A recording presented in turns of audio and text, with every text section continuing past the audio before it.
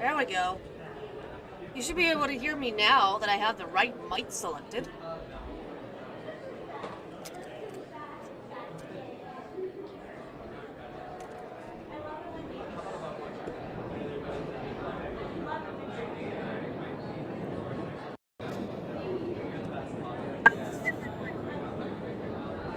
For the house to get their shit in order.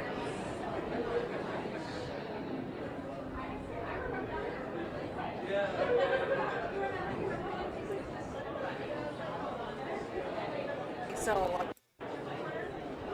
I got cut off. I was just wondering how y'all are doing. We only have one viewer right now. That's fine.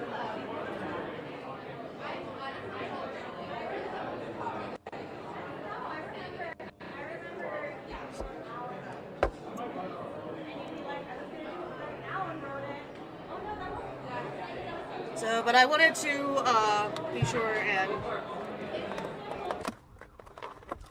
go live here because doing this late at night, I've gotten two really major gifts. And it's like, okay, so, you know, if y'all can just, give me about, you know, $600 more, I'll have rent paid for.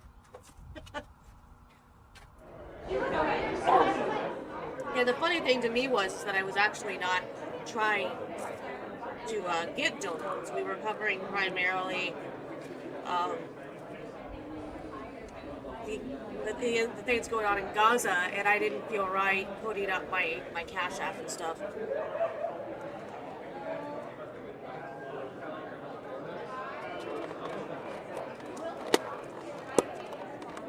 But our primary concern today is the stupid Speaker of the House. And whether or not these morons are going to get their act together. So this right here, we're waiting for them to, I believe, to decide on who their nominee is going to be. The last update was 26 minutes ago. There are some people that supposedly still want to hang on to McCarthy. But, you know, there's some people that are like, you know, hey, we're gonna do this because he's telling us not to nominate him. Scalise and Jim Jordan are kind of the way to go. But it seems like I heard something about Scalise having some health problems. He was getting some treatment for cancer. So, I'm kind of under the... let's put somebody in there who's healthy. House Majority Leader speaks to reporters as he arrives to a closed-door vote meeting to nominate the Speaker of the House at the U.S. Capitol in Washington, D.C. That was earlier today, and that's, my understanding, is where they're at in this picture right here. Is outside that door. And I'm actually a little bit upset because I feel like this should have been public. There should not be closed-door meetings about it. But anyway. House Majority Leader told reporters, we're going to get this done, as he walked to the room where they plan to nominate their speaker. Jordan wouldn't say directly if he would support Scalise if he wins nomination. Speaker candidate Rep. Jim Jordan wouldn't say if he would support House Majority Leader Steve Scalise if he wins the nomination, saying he'd support whoever can get 217 votes. Well, if he gets 217 votes, what does that tell you? He'll oh my god. He won't say directly. He'll have his support. If he gets 217 votes, he'll have his support. Like, we're gonna go. These are the GOP House members who are giving George Scalise nomination speech to Speaker. The following members are slated to give speeches to nominate Jim Jordan for Speaker today: Rep. Kelly Armstrong, a McCarthy ally; Rep. Eric Houchin, a freshman member; and Rep. Mike Carey, an Ohio Republican, according to sources around there. lineup, not made of Freedom Caucus firebrands, shows how Jordan continues to try to appeal to the middle of his conference. Meanwhile, according to source familiar, Frank Lucas, committee chairman, Rep. Ashley Hoofman, who is close with GOP leadership, and Rep. John Jays, freshman who was a top recruit, are slated to give speeches to nominate Rep. Steve Scalise.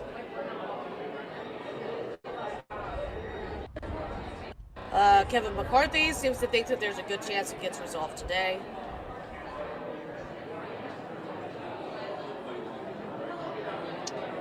And then Jamie Raskin says, well, you all gotta do it. Just get it done because I said so.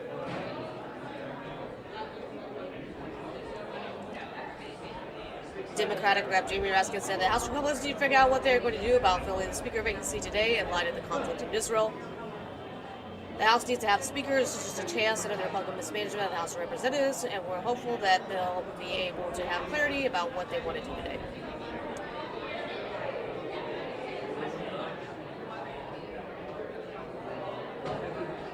Absolutely unified behind Israel's right to exist and Israel's right to defend itself. I will be standing strong with Israel, he said. All that I've heard is very powerful consensus. And we need to stand by Israel as it defends itself and as it restores the rule of law. We'll see about that.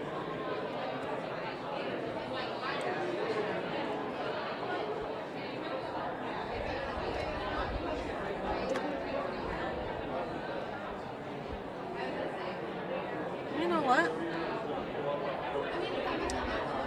I just realized that I have a different account here for. I gotta switch my shit. I'm streaming to the wrong Rumble channel. That might be why I don't have very many views right now. Dang it.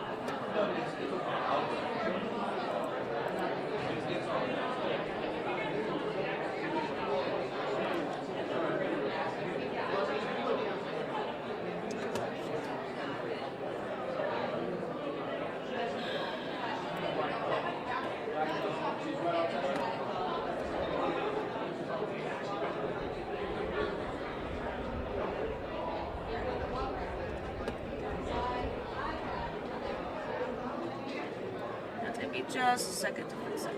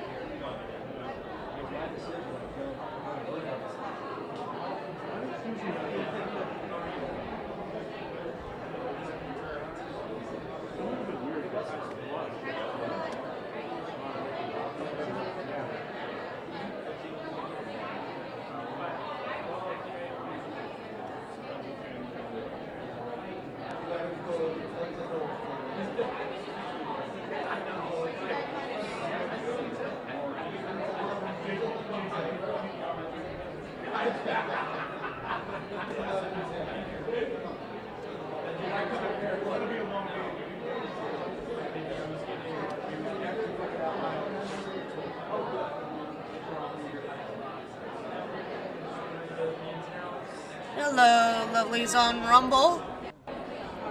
I accidentally connected to the wrong Rumble channel. I was like, no wonder I don't have hardly any views, which is normal anyway. But here lately I've been doing a little bit better, and the reason I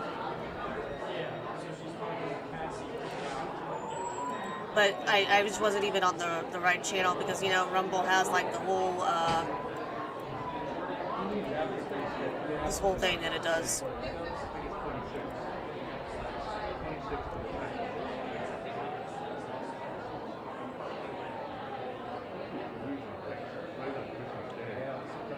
And if you're not paying close enough attention and you're trying to hurry up and set up your live stream, you can miss the fact that you're not on the right one. So, that's all right.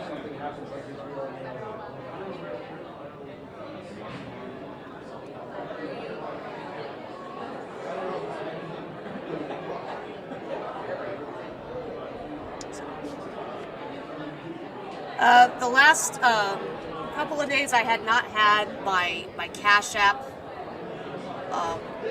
on here and really visible because we were talking a lot about Israel and I didn't really feel comfortable pushing it too much. But as you can see, our primary discussion today is who's going to end up being Speaker of the House. And I think it'll be interesting. Scalise's like, we're going to get this done. Jordan, they're trying to say, oh, Jordan wouldn't say directly whether or not he would, you know, vote for him. He said he would vote for support Scalise, but he was like, whoever gets 200 and whoever gets 17.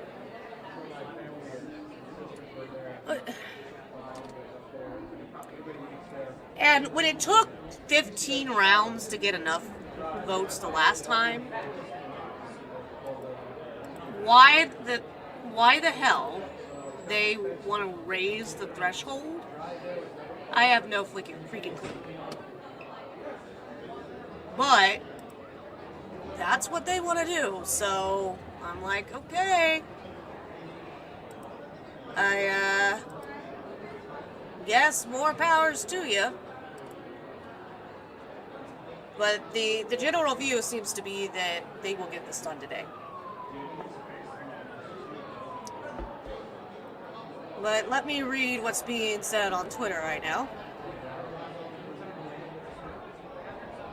The video that we have right here, this is live outside the room with the closed door meeting that they're having, which should be live. There should be nothing closed about it at all. But, you know, that's what they're doing. And not giving us much of a say in it, so. I am hopeful that we will have a decision before I have to get off and go to work. But we'll see what happens.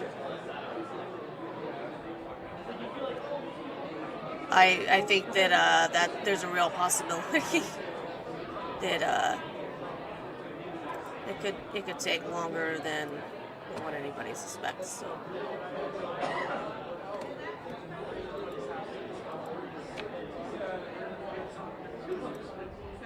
I think when it took so long for them to do it, to begin with, I just don't understand.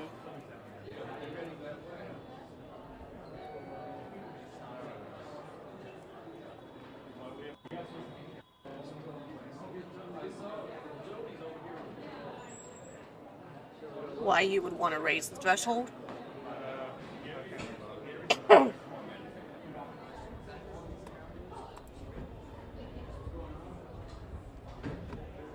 But that's one of the things that they're supposed to be doing.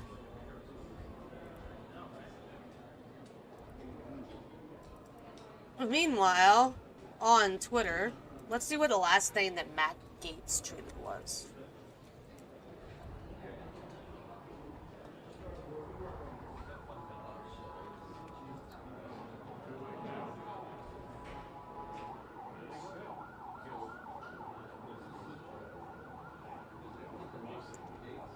So 13 hours ago, this is what he had to say. From the speakership, one particular Republican wrote for his role as the congressional disruptor. That man is Florida Congressman Matt Gaetz, and he joins us now to discuss the next step in the speaker's race. But before we do that, Matt, there was a big meeting, allegedly a big meeting happening behind closed doors today, and then vote happens tomorrow. Did the meeting take place, and if it did, what happened?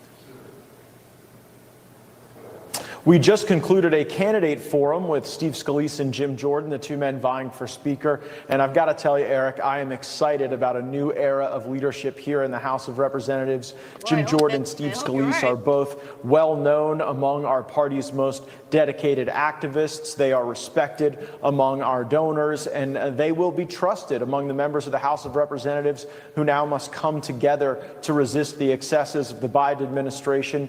There was a lot of discussion about spending tonight, which I very much appreciate. We've got to have a strong strategy to put downward pressure on spending. I favor single subject spending bills to do that, not mushing everything together for one big vote. I believe that tomorrow we will likely have, if not a Speaker of the House, we'll be well on our way to coalescing around either of these two men. And I'm going to do a lot of praying tonight to figure out which one I'm going to vote for. You think it's going to be one of those two, Congressman? Because a lot of people are saying, well, if neither Jordan nor Scalise can get to 217s, people, oh, McCarthy again? By the way, who is no fan of yours, as you may have noticed.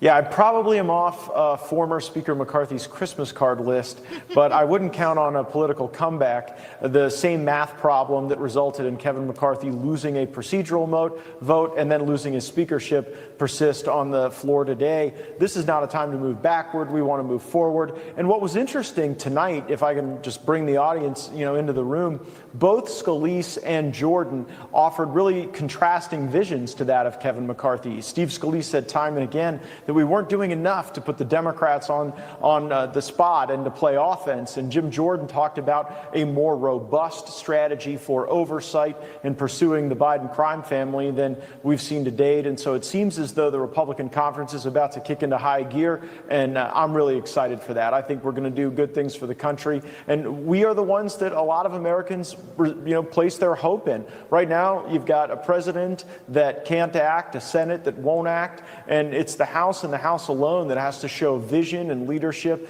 and really give people that sense that our best days can still be ahead for Americans.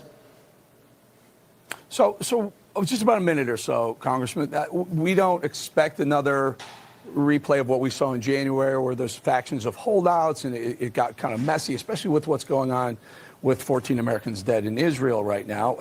Will this be a smoother process, do you predict?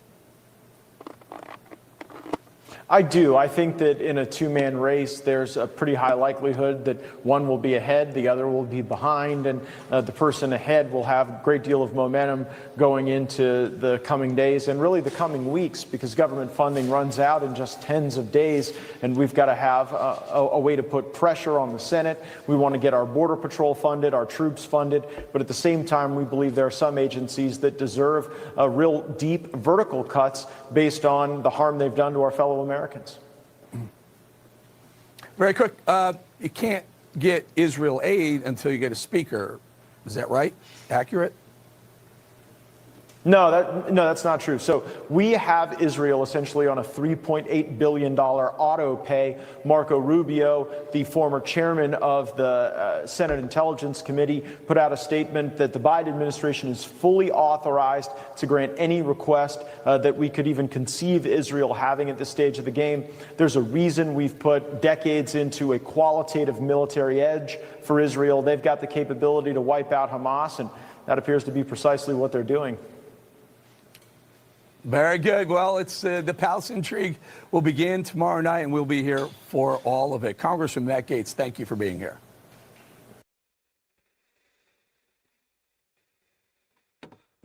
All right, so that was the most recent thing from Matt Gaetz. He did not tweet anything. With the historic vote in the House of Representatives that removed... He didn't tweet anything before going into that meeting. There's been a lot of controversy. Some people agree with what he did. many of the, let's see, let's go back to this. You know, a lot of House Republicans being irritated with him, except for the 8 that voted with him. Apparently, there would have been a lot more people that voted with him to oust McCarthy, but they wanted him to wait a month. And it was simply because they had, I guess they did want to try to get some single issue bills voted on. And they knew that there wasn't a lot of time to do that. And so they wanted to wait a little bit. I have questions about whether or not he should have went along with what he did. Instead, I ended up feeling like he put a lot of the people who would have voted with him, like Boebert and some others, in kind of a bad spot, because when they took the vote, she said no for now.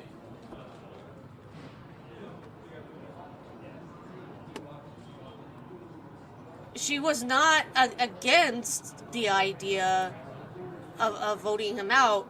She knew that there's a lot we got to get done here, and there's not a whole lot of time to do it. My biggest concern is that, at least if you look at Twitter, a lot of people were commenting on all these people's Twitters saying how mad they were for not voting for McCarthy, or voting to get McCarthy out. And it is kind of unfortunate that some people are not understanding that they didn't disagree with him on voting McCarthy out. It was the timing that a lot of them had problems with. But now he's got them in the position where they have to try to explain all of this to their constituents. And I'm just wondering how many of them may end up getting primaried because they didn't vote to take him out. Because Matt Gaetz didn't want to wait a month. I don't know. We'll see.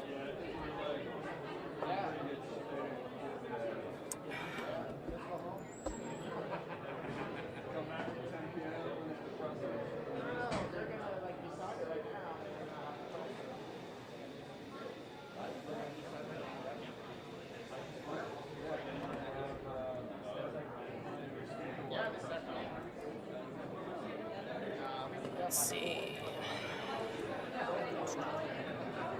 See what else Twitter has to say.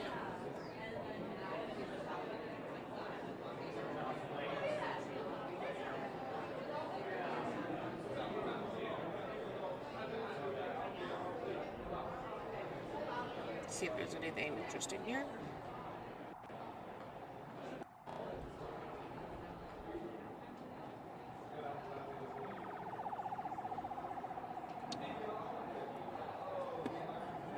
There's maybe something slightly interesting from Fox News. Let's read this.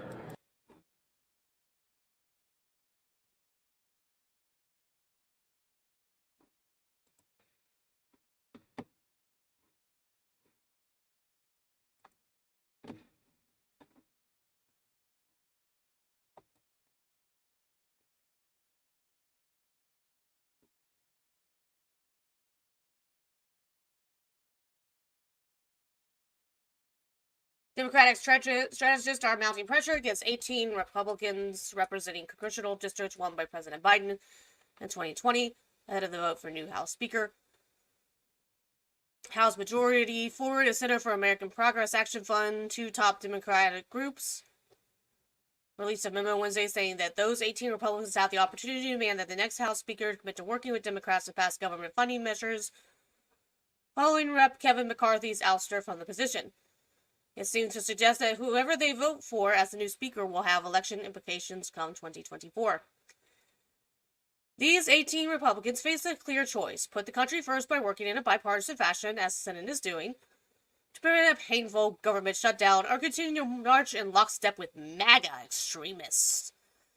like Reps Marjorie Taylor Greene, Matt Gaetz, and Lauren Boebert. This moment is a true test of their character.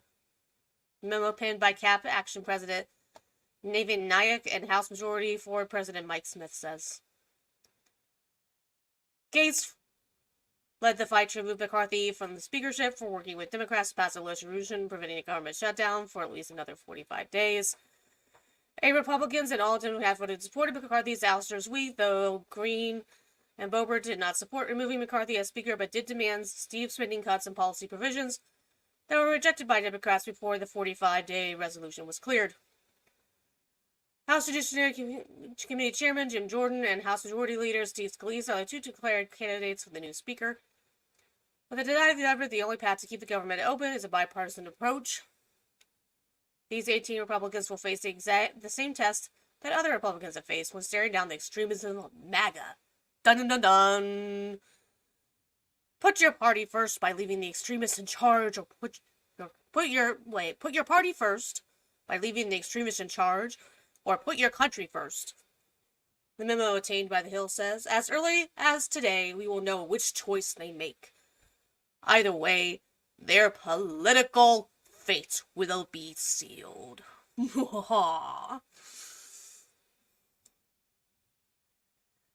House Republicans and Biden won districts have refused to stand up to the MAGA extremists and that have driven the bipartisan process.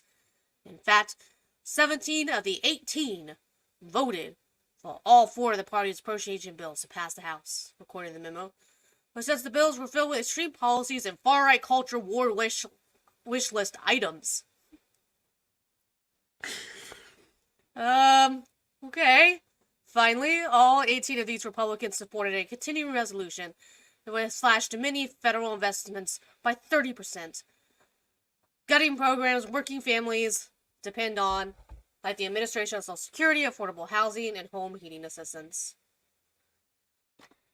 I mean, that's possible. I haven't read the entirety of the bills. I'm gonna have full disclosure on something. I live in a special housing unit for people who are normally retired or and such have such bad impairments that they are unable to work. So I do live in a special housing because I do have limitations. However, I still work, and in fact, I make just enough that I'm not even eligible for food stamps. So sometimes I kind of worry about the fact that the Republicans would possibly take away my housing if they had the choice. There are definitely some that would want to do that. To an extent, we have gotten to a place in our country where things like HUD housing is kind of it's necessary evil. It's one thing if you have yourself in a situation where we never had those things, right? But the fact of the matter is for 20, 50 years, something like that, we've had all those things.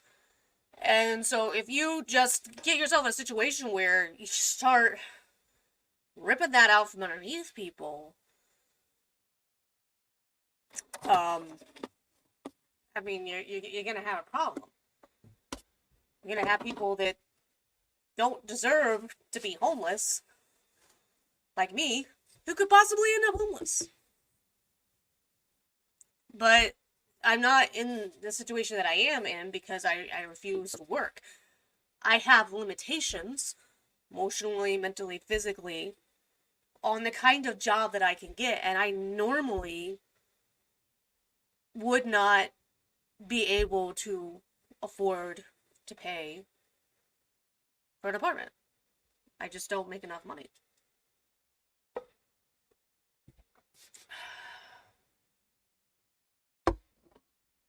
It's not the way I thought my life was going to end up, but it's the way that my life is lived up. But I do work. I work 40 hours a week, and sometimes I have 6 hours of overtime. I work 10 4-hour days, and then twice a month we work on Fridays. So I'm not being lazy. There is this perception that we're all just kind of being lazy. And the issue is just sometimes really complicated. For me, the issue is complicated because I'm doing everything that I know that I can within my capabilities to support myself. I realize that not everybody is doing that. So we do need to do something about waste. What I would hate to see us do is throw the baby out with the bathwater. So I think I'm probably more of a moderate when it comes to things. And sorry to anybody who has supported me that maybe that offends them, but that's kind of where I'm at. So when it comes to issues like this, I don't know. There may be some truth to that. I don't know. I honestly, probably like most Americans, I haven't gotten a chance to read the bill. Most who voted on it probably didn't get the chance to read it, and I myself didn't get the chance to read it.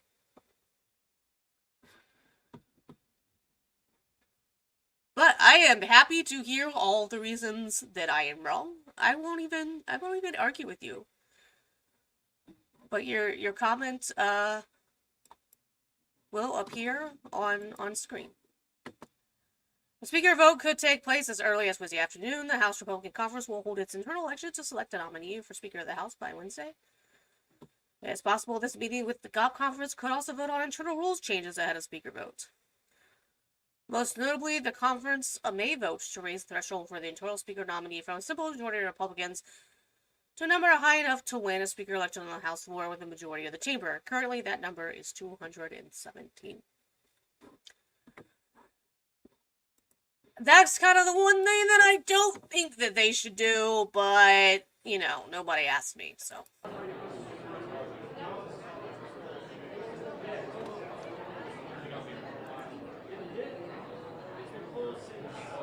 Now, House got voting to raise the threshold to 217 to nominate Speaker.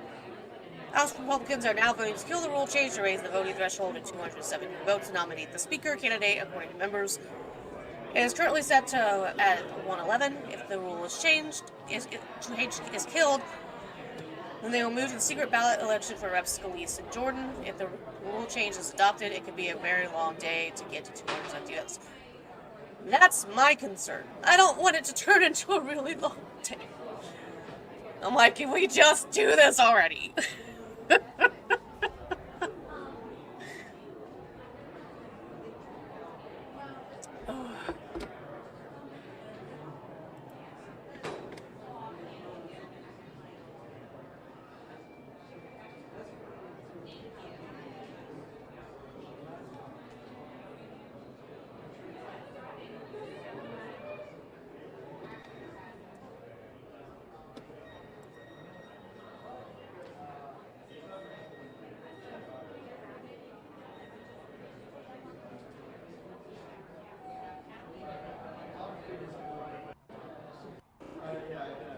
So I'm gonna read this interesting article.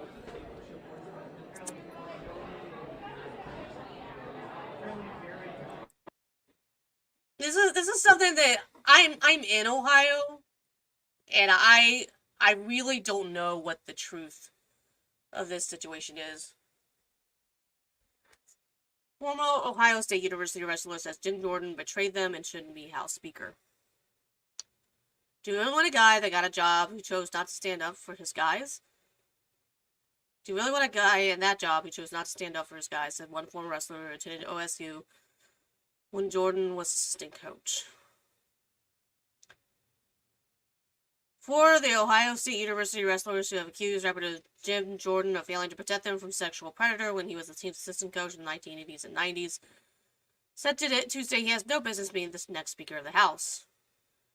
Do you really want a guy at that job who chose not to stand up for his guys, said former OSU wrestler Mike Scheich, one of the hundreds of former athlete students who say they were sexually abused by school doctor Richard Strauss and have sued the university. Is that the kind of character trait you want for a House Speaker?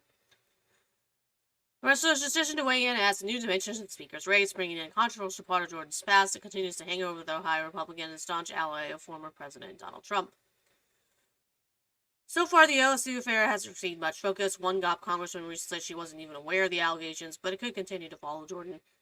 Even if he becomes speaker, there's a chance he could be deposed in one of the lawsuits. Jordan is the only declared candidate competing against House Majority Leader Steve Scalise for the top job for Congress. A post that opened up after a internal GOP revolt ousted Rep. Kevin McCarthy. The House Speaker is also second in the presidential line of succession after the Vice President. Dunyasha Yetz, another former OSU wrestler who has publicly or openly accused Jordan of lying, but not knowing who Strauss was doing, said the Congress in his hypocrisy, is unbelievable. He doesn't deserve to be House Speaker. He still has to answer for what happened to us. Rocky Rathfuss, a former Oyster Smith, alleged Strauss victim, who is also a lawyer representing some of the plaintiffs suing the school, said Jordan abandoned his former wrestlers in the Ohio State sexual abuse scandal and cover-up. Jordan, who won Trump's endorsement, has used his post as chairman of the House Judiciary Committee to aggressively investigate Joe Biden and his family, has repeatedly denied any knowledge of sexual abuse by Strauss when Jordan coached OSU from 1986 to 1984, including overhearing any locker room banter about abuse. Jordan's spokesman, Russell Dry, denied the congressman knew about the abuse while working at OSU. Chairman Jordan never saw or heard any of the abuse, and if he had, he would have dealt with it. Another OSU wrestler who has been only identified as John Doe in the latest lawsuit against the university said he believes Jordan is qualified for the position, but was reluctant to endorse him. My problem with Jimmy is that he has been playing with words instead of supporting us. None of us use the word sexual abuse when we talked about what Strauss was doing to us. We just knew it was weird. Jimmy knew about it because we talked about it all the time in the locker room, at practices, everywhere. Strauss, who died in 2005, was accused of preying on hundreds of men who attended the university from the 70s to the 90s, mostly under the guise of performing sexual exams like hernia checks, which require a doctor to examine a patient's genitals. OSU has admitted it failed to protect students from Strauss and has already paid out $60 million in settlement money to 296 victims. And in June, the U.S. Supreme Court stymied OSU's attempt to dismiss the remaining lawsuits against the school. Jordan was mentioned by name in complaints filed with the federal court for the Southern District of Ohio in 2019, and he was also mentioned in some of the earlier lawsuits. In the 2019 lawsuits, John Doe 23 says that he was present when other athletes were discussing Dr. Strauss' intrusive exams, and these discussions occurred in front of Coach Hellison, assistant Coach Jordan. Ratliff, along with Schick and John Doe, as part of the remaining lawsuit against OSU, said he plans to depose Jim Jordan and have him testify under oath that he was unaware that Strauss was abusing students. His locker was just a few spots away from mine, and mine was near Dr. Strauss, and we were always talking about Dr. Strauss. There's no way he didn't know what was going on. Ohio State found itself on the defensive after whistleblower, former OSU wrestler Mike D. Sabato came forward early in 2018 with allegations that Strauss molested him and some of his teammates during physicals. But the scandal did not become a national story until July 3rd, 2018, when Day Sabato and several other former Ohio State wrestlers told NBC News that Jordan had refused to help them take on OSU, and that Jordan was lying when he said he had been unaware of the accusations about abuse by the team doctor. And the NBC News reports that Jordan had to have known. He said that when he went to Strauss with the thumb injury, the doctor tried to pull down his pants. He immediately told Jordan and then head wrestling coach Russ Hickelson. They said they went in to speak with Strauss. Sheck, Ratliff, John Doe, and several other formers all said Jordan was aware that they actually referred to Strauss as Dr. Koff because every time they went to see him, he insisted on checking for hernias. It was an open secret, Ratliff said in an early interview. Everybody talked about Strauss. Everybody knew if you went to him, the first thing he would do is take down your pants. Everybody knew he was taking unnecessary showers with the team. His locker was near Jimmy's locker. Jordan, who in 2008 was being touted as a possible replacement for Speaker Paul Ryan, responded with repeated denials even after De Sabato and other wrestlers came forward to say that Jordan couldn't have avoided the rumors because it was all over the locker room.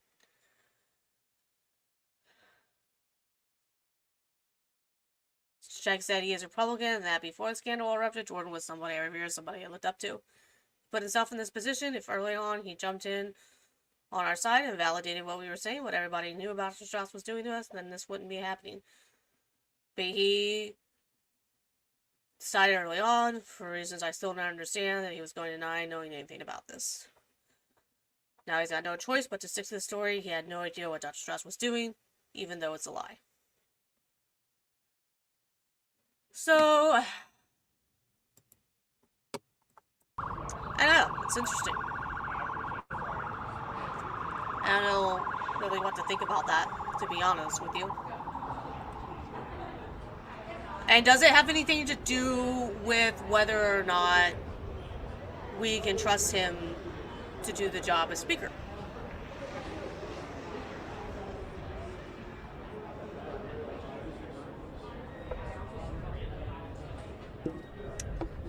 I mean, if these people have, like, emails from way back then, secret recordings, whatever, that proves that he knew what was going on, for right now, all it is accusations. He knew what was going on. He had to have known. He couldn't have not known. Well, what's the proof of that? You gotta have something. Unfortunately, nowadays, you have to have something more than, well, it was all over the locker room. Everybody says it was all over the locker room. Does Discovery show email exchanges that he knew? Do text messages show messages that Jordan knew? You gotta have something more than just their word. So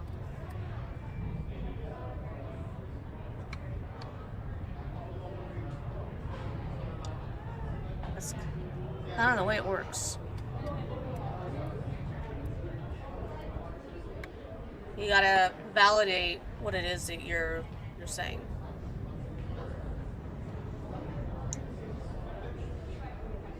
House Majority Leader Steve Scalise has risen through the ranks of the leadership during his time in Congress. Scalise pitched, he wrote a letter to colleagues asking for their support in the Speaker's race, referring to a shooting in 2017 that left him seriously wounded with a grueling, months-long recovery process. I firmly believe this conference is a family. I was shot in 2017 as members of the Congress who saved my life on that field, he said. Scalise was shot by a gunman who opened fire as Coastal Republicans were practicing for an annual charity baseball game.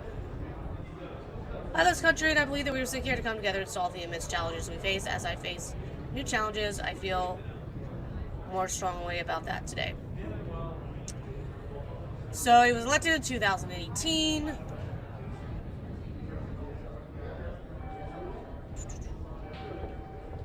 He supported the objection to electoral college results from Congress and met to certify Joe Biden's presidential win on January 6th. In August, Scalise announced that he had been diagnosed with multiple myeloma, which he described as a very treatable blood cancer.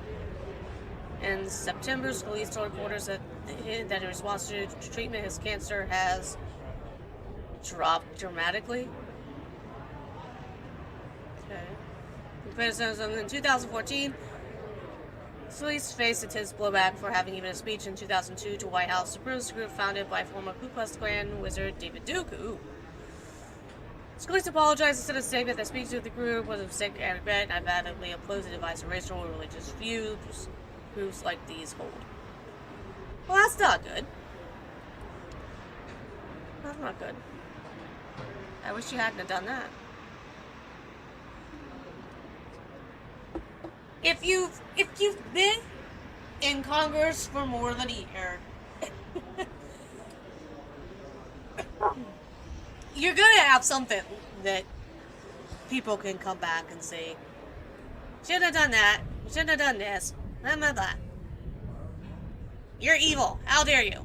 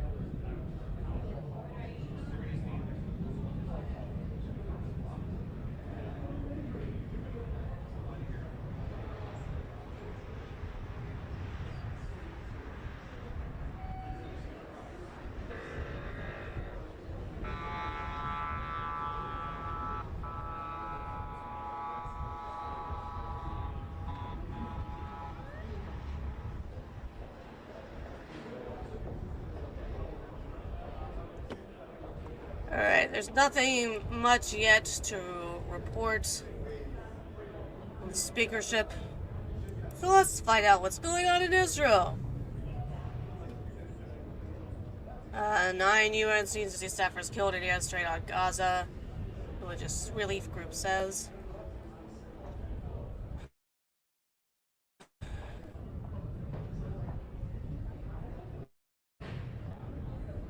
That's not good. Israel preparing hospitals ahead of expectation of escalation of violence. The move comes ahead of an expected ground incursion by the Israeli Defense Force in Lebanon and Syria.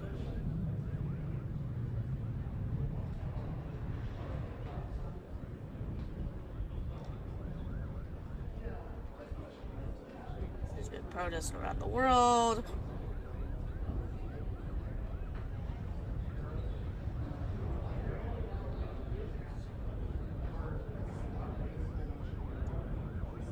This is just babies and toddlers were found and heads decapitated in Kfar Aza, Netanyahu spokesperson says.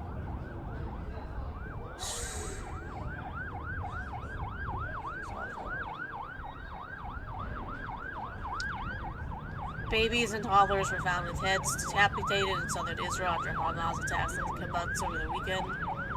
Tel Aviv spokesman for Prime Minister Benjamin Netanyahu. That's easy for you to say, said on Wednesday.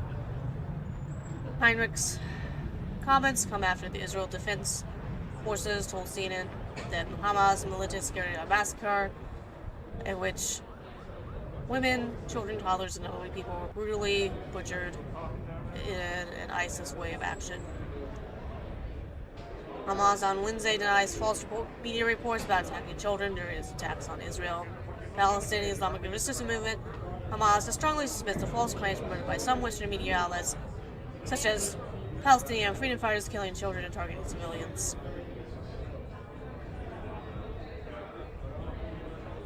Oh, okay. UK Foreign Secretary seen running into building in Israel as sirens warns of incoming rocket fire. Let me know you got a file.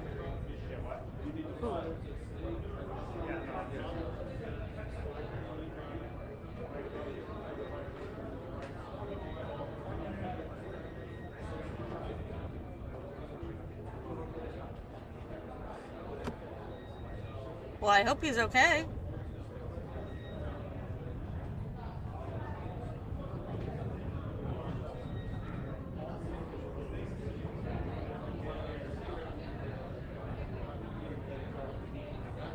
So is incoming rocket fires, and here is one thing that I'm surprised. Despite I can get this pulled up here for you, I think.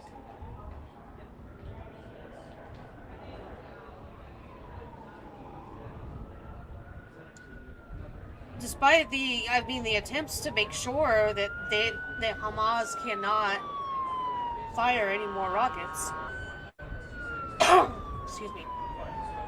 Let me show you this.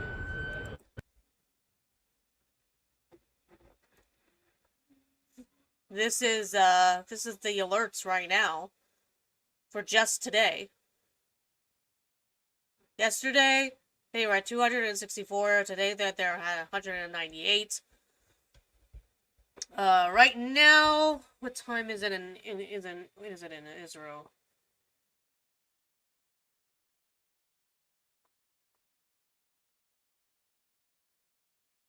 It is 6:50 p.m. in Israel. And they could still, in theory, beat this number. Theoretically, they're going to very easily get to at least 200 a day. And this despite all the repeated attacks that Israel has been doing on them and the condition that they've currently left the Gaza in.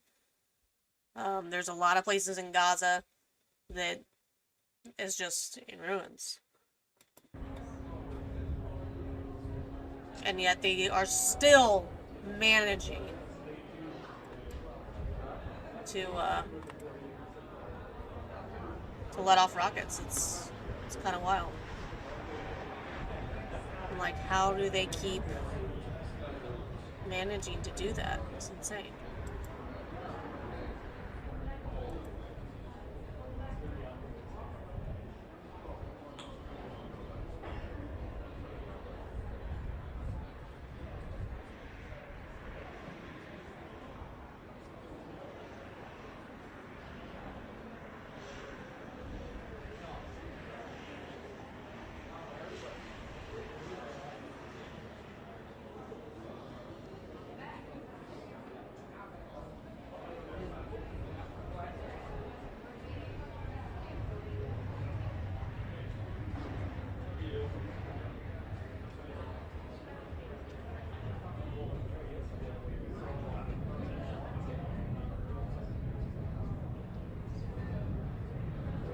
Here's something that's slightly less depressing. So let's check this out for a second.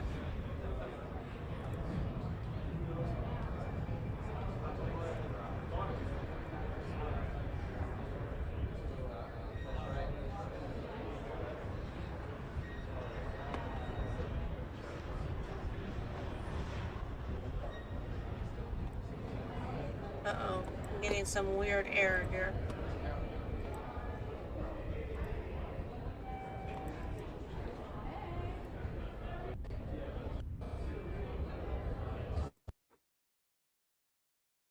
Okay. Monster, 283 pound. Why? What is going on?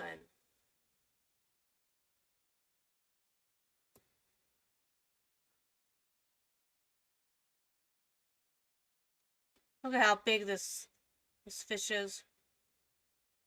As someone living with type 2 diabetes, I want to keep it real and talk about some risks. With type 2 diabetes, you have up to 4 times greater risk of stroke, heart attack, or death. Even at your A1C goal, you're still... An angler, a professional guide, may have broken 2 fishing records after they reeled in a massive alligator gar. This was in western Kentucky. Captain Kirk Kirkland. I wonder... That's just funny. So he ended up being a captain. It's Kirk, Captain Kirk. I bet he gets that joke all the time. Kirkland is a full-time fisherman and alligator gar guide. He can be found on the water 250 days out of the year, he told Fox News Digital. Ooh, 130-pound fish.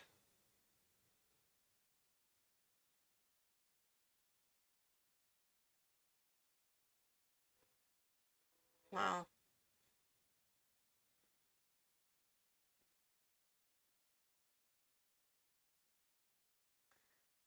He was looking to break the 130-pound record, and he got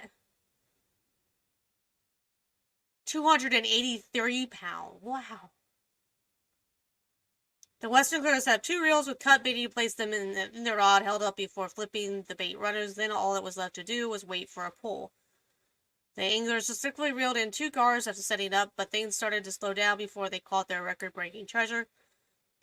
All of the sudden, one of the reels started to scream. The fish just gobbled the bait and absolutely just took off in a straight line. He curled and followed the alligator nonstop for 2 hours and 45 minutes. I remember yelling, "Oh my god, that's a monster. It's pretty exhausting to catch a fish like that." Yeah! Yeah!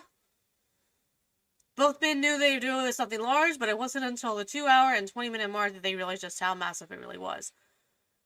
I said, "Kirk, she is coming up," and increased the speed a bit, left the wheel, and was ready to land her when she surfaced.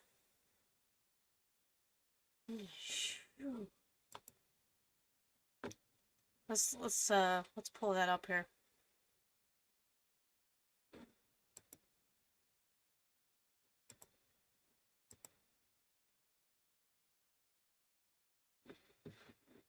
Aww.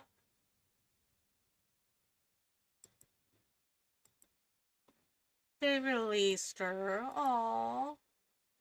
Holy shit. We're gonna need a bigger boat. Oh my gosh.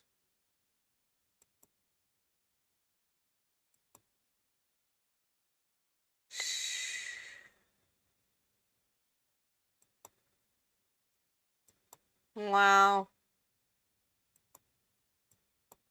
I just hope the stress of the experience didn't like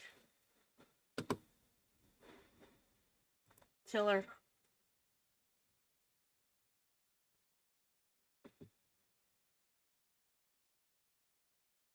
Wow.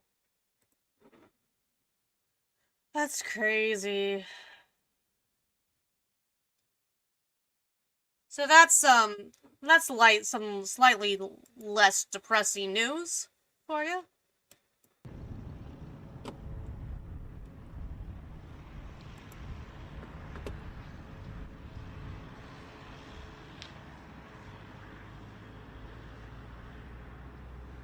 Oh, House Scott rejects proposal to raise vote threshold to nominate Speaker.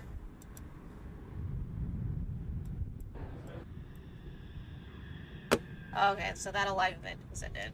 They are now on nominating speeches.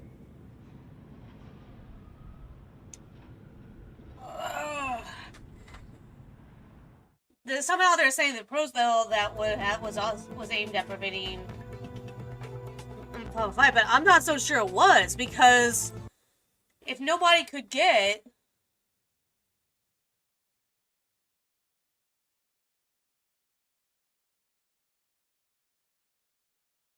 okay. I guess they're not talking about what the vote would have been required on the House floor itself. It was just on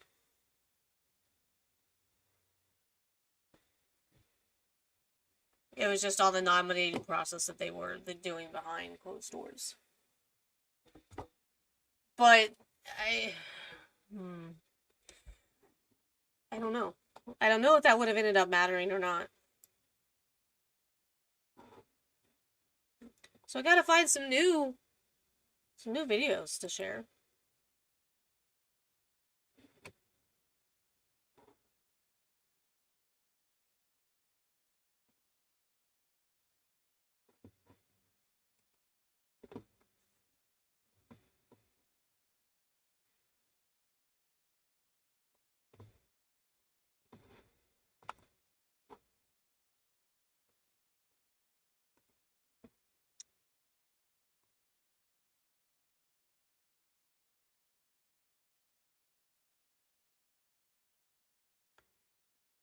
I think I've got something here.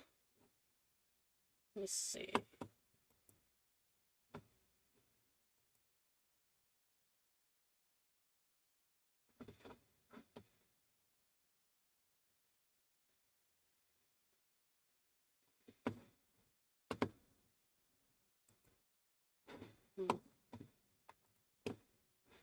Oh. What is this? I bet maybe we're waiting for a White House briefing.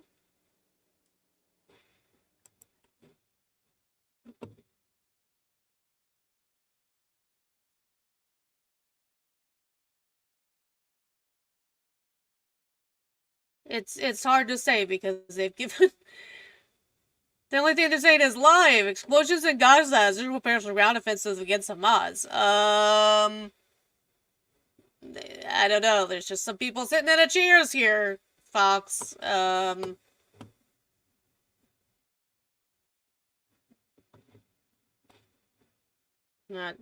really sure what's happening there. We'll keep that like that for now, I guess. Oh, goodness.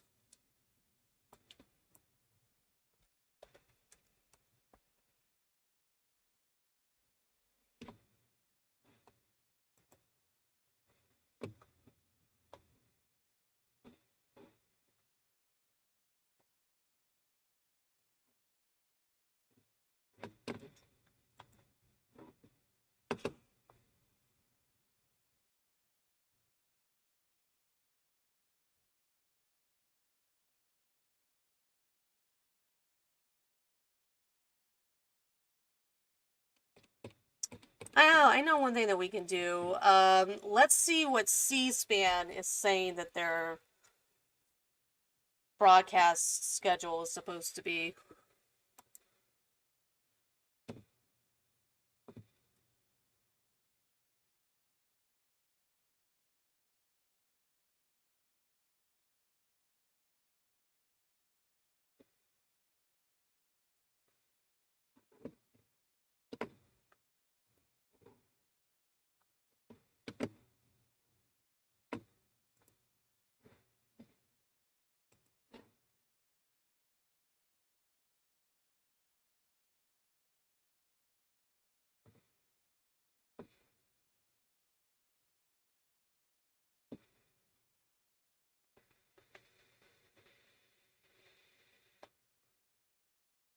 Supreme Court oral arguments is live now. Austin General reassures allies and U.S. support.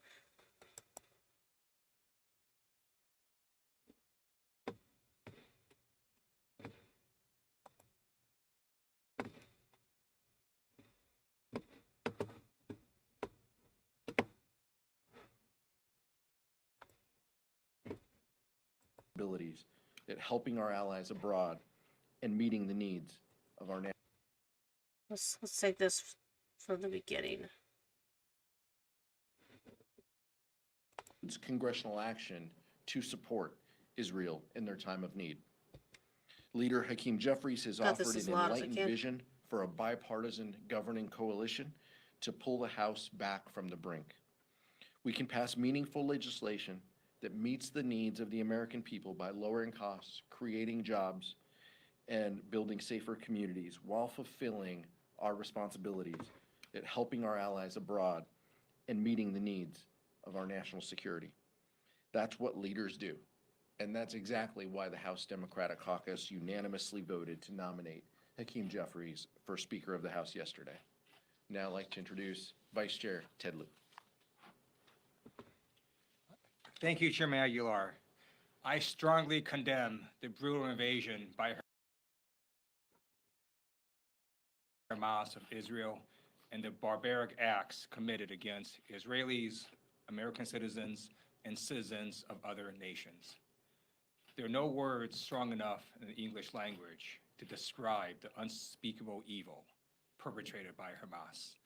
Last Saturday was the deadliest day for the Jewish people since the end of the Holocaust. Let me now just state the obvious. Hamas is not interested in peace.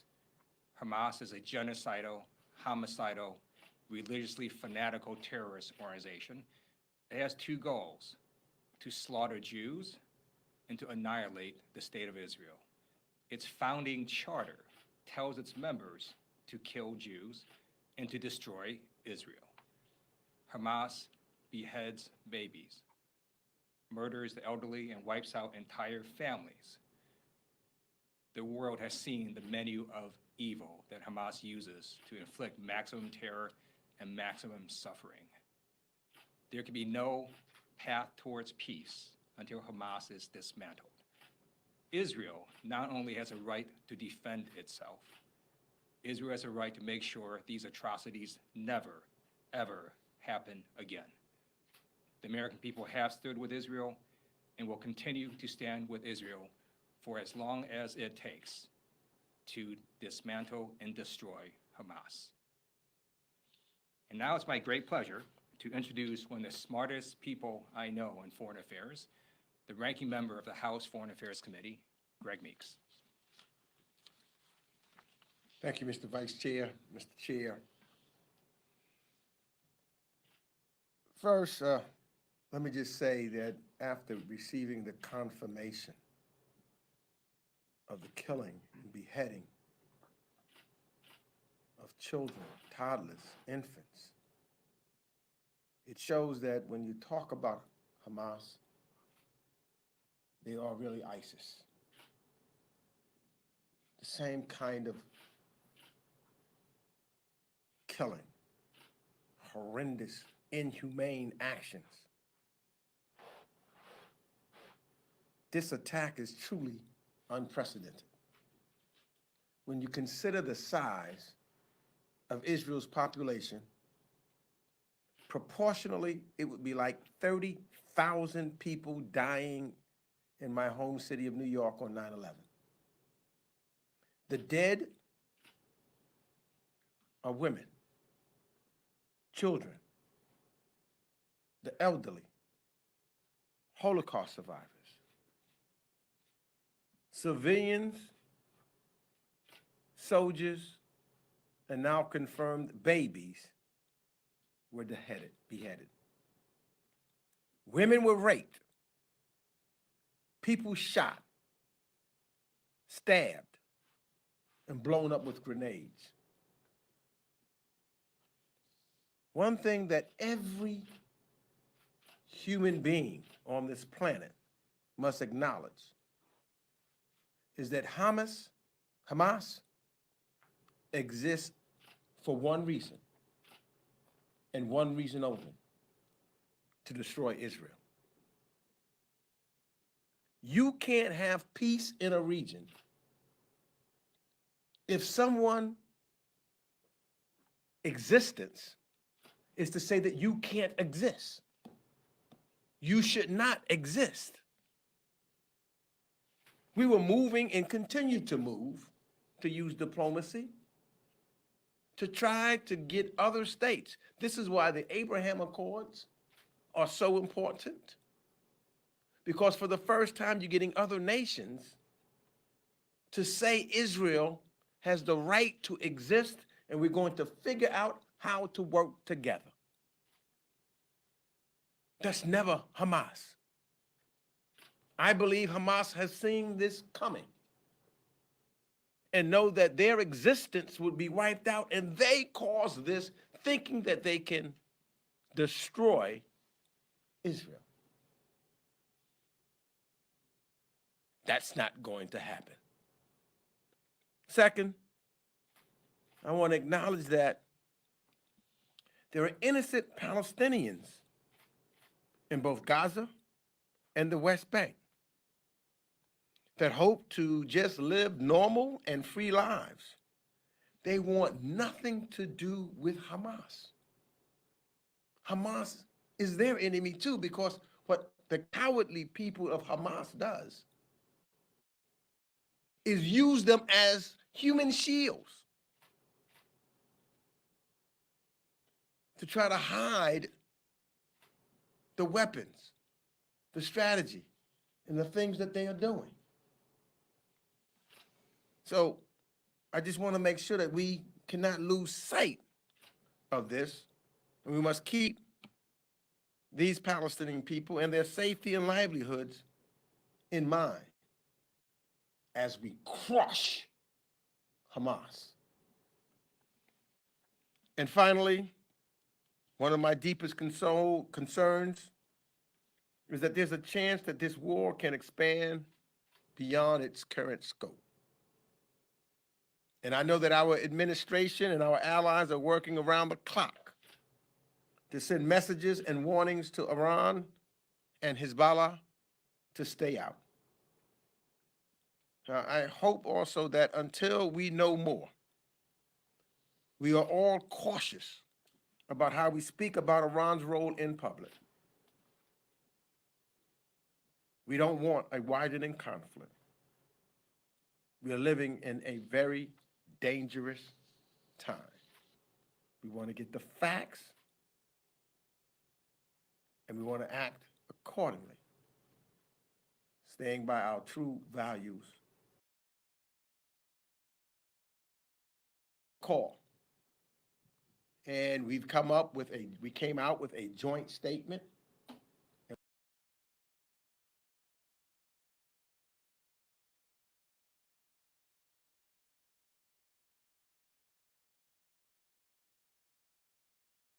And we worked out a joint resolution. The problem is the dysfunctioning on that side of the aisle, that we cannot do anything until they decide what they're going to do with reference to a speaker. But I think it's significant.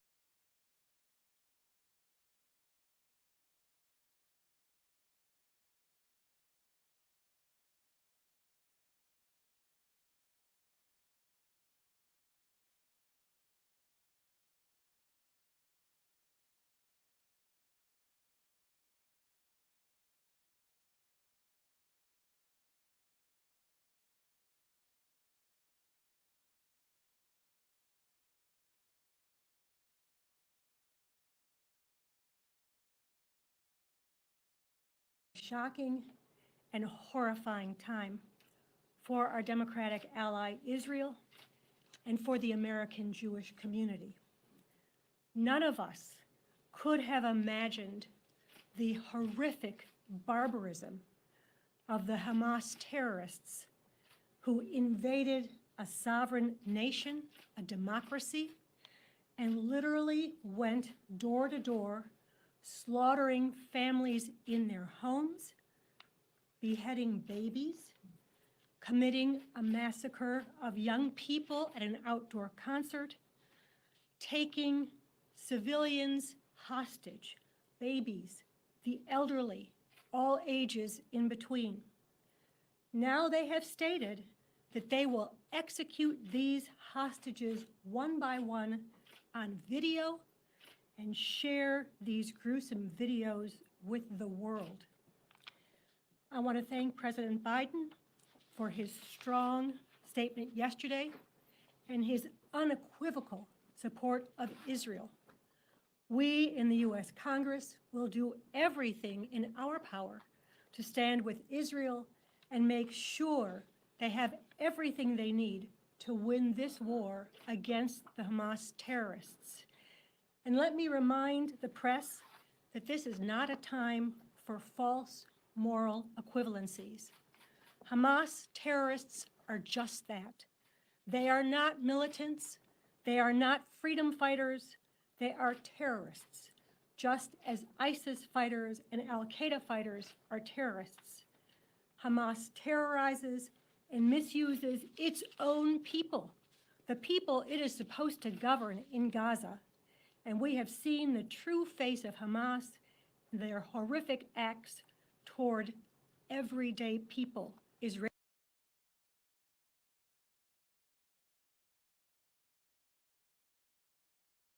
Israelis, Americans, and other nationalities last Saturday. I urge patience as Israel does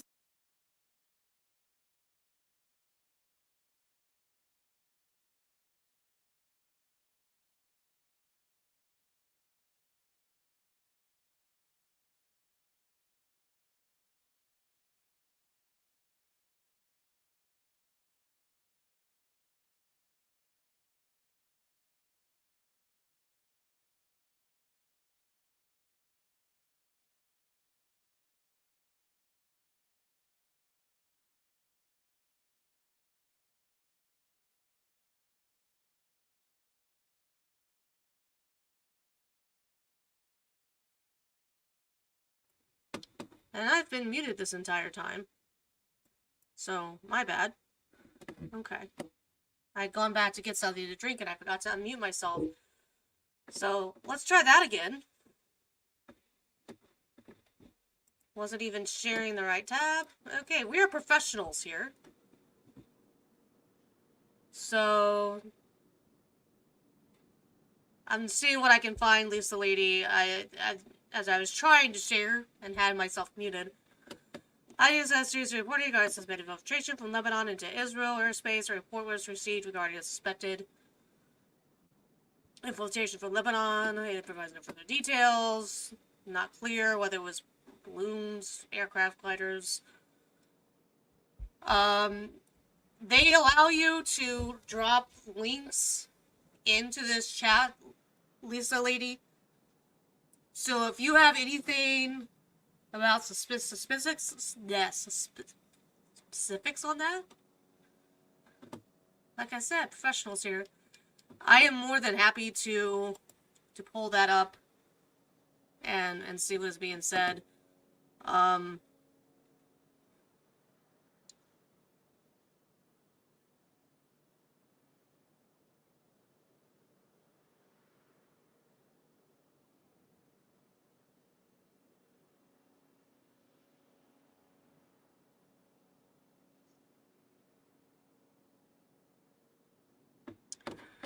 I do know something here, that this is something that is different about our system of government compared to Israel for sure. Netanyahu, Gantz agreed to form emergency unity government. You know, for us, it's like something happens here.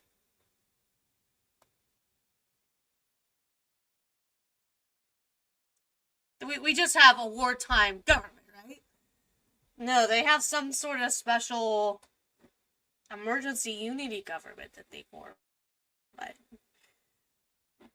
so let's see if we can understand a little bit better what exactly this is. An agreement has reached to bring Benny Gantz opposition National Unity Party into an emergency government amid the war with Hamas in Gaza, following days of negotiations. Prime Minister Netanyahu and Gantz announced in a joint statement a small war cabinet to direct the war with Hamas will be created as demanded by Gantz, which include just Netanyahu, Defense Minister Yoav Gallant, and Gantz. Former IDF General National Unity MK Gadi Eisenkot, together with Minister Ron Dermer, will serve as observers in the war cabinet. For the duration of the war, 5 members of the National Unity Party will be added to the broader security cabinet, which operates under every government. Gantz, Eisenkot, MK, Gideon Sayed, and 2 others yet to be determined.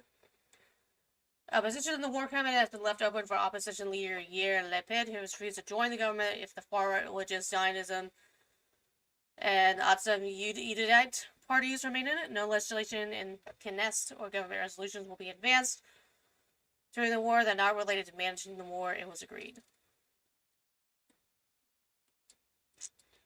So since I don't really know anything about their system of government, I don't understand what all that means.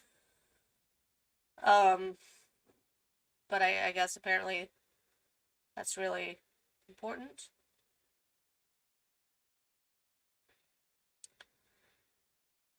I'm looking here.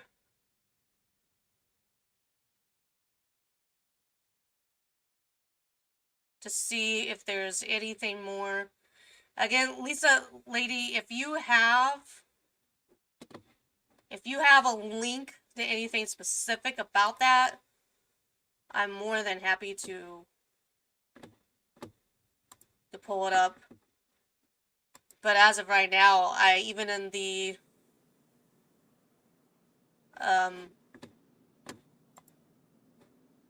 Times of Israel, in Israel itself, it's not reporting on anything having to do with that.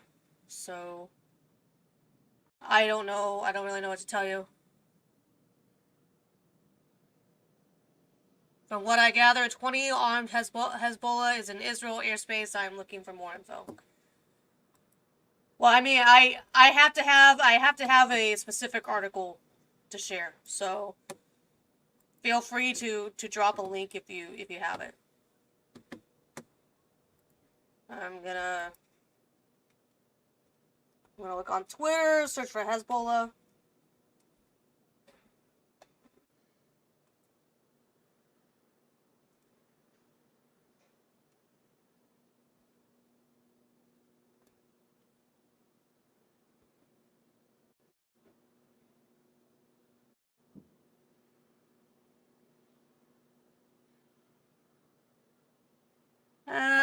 Okay, yeah, I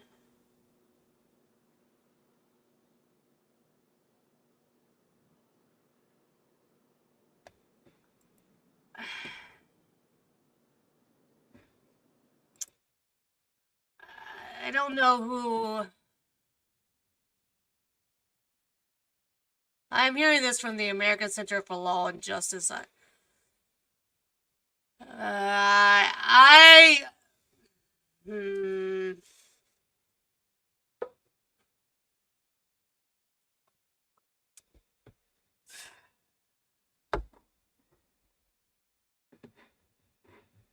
I don't know. I'm not gonna.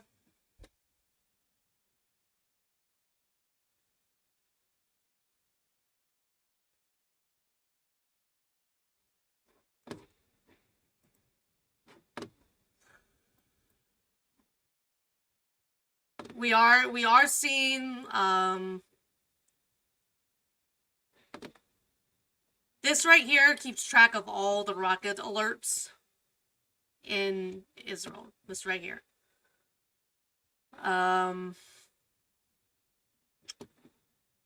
This was last updated.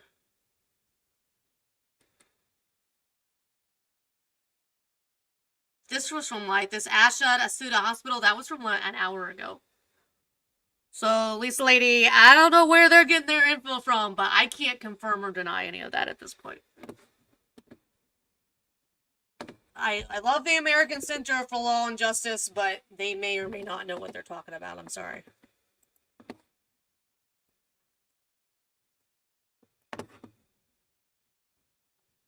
But I don't know who Greg Price is. I don't.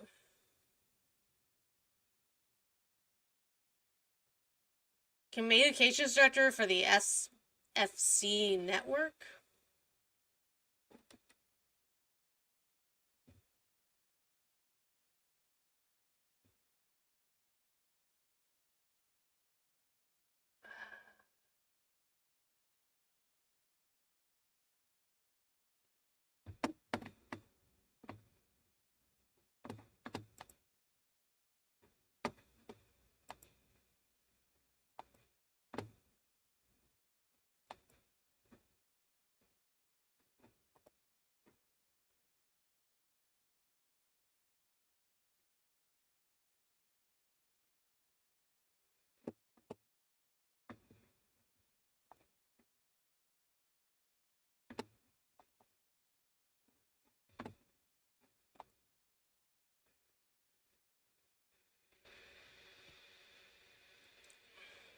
There is a guy that has been doing a very good job at reporting on the front lines of what is going on.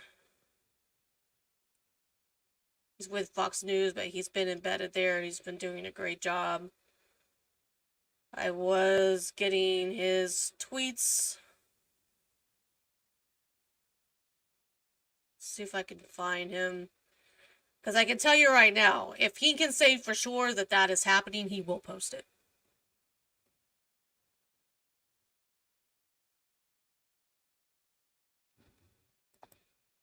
Trey, his name is Trey Yingst. The only thing that he was sharing is now more rockets fire across southern Israel. That's all we're getting from even him.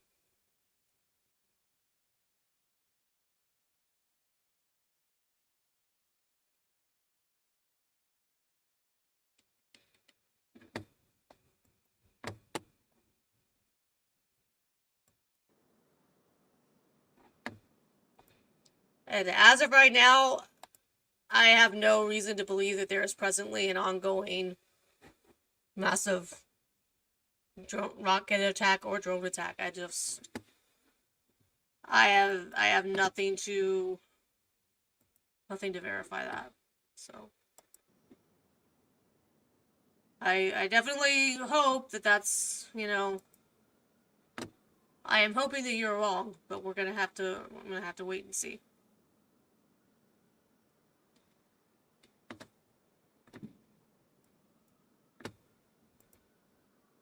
It's wild to me at all that they are still able to shoot rockets at all from Gaza, but they've still been able to.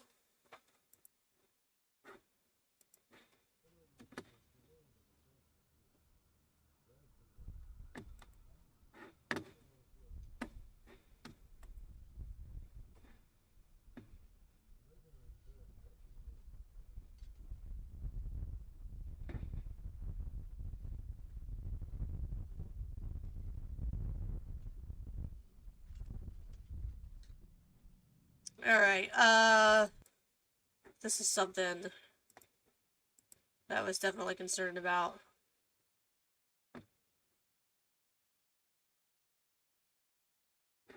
So at 3 p.m. is when the U.S. House of Representatives are supposed to finally meet.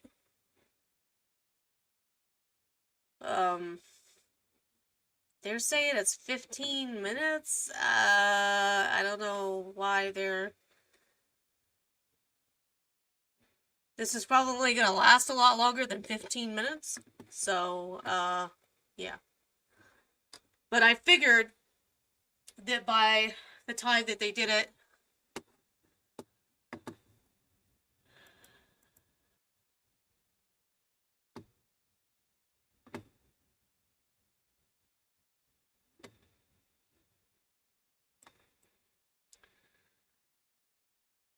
OSINT Defender is typically is account that I follow. It's on a list. Aircraft intrusion are still being attacked across northern Israel as Hezbollah appears to have joined the war against Israel.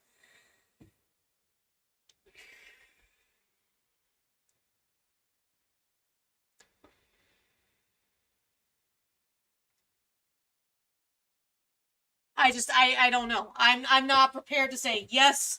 This isn't 100% accurate. This is absolutely 100% sure that this is what's going on. I'm sorry, I'm just not there. It's not unusual for these things to get reported on Twitter before they get posted on anything else, by anything else.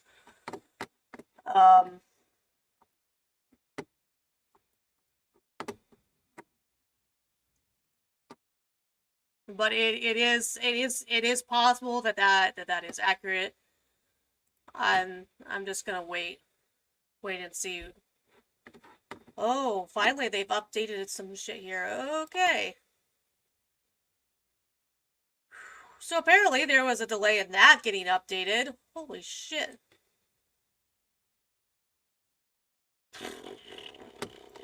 Well, lovely. That's just lovely.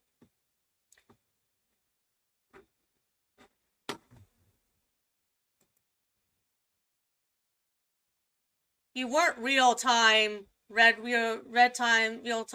alerting on Israel because you were like really, really shittily behind. You've gone from 199 to 4,403. Okay. That's not good. Not good.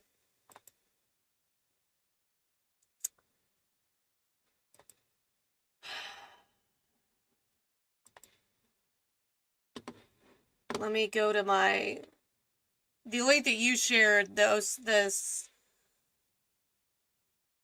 OSINT Defender, he's among a list of OSINT accounts that oh god, I'm hearing this beep. That beep means, I don't know if you're able to hear it, but this beeps, and that means that there's been another. So I'm hearing that in my ear right now. That's just fucking awesome. Let me...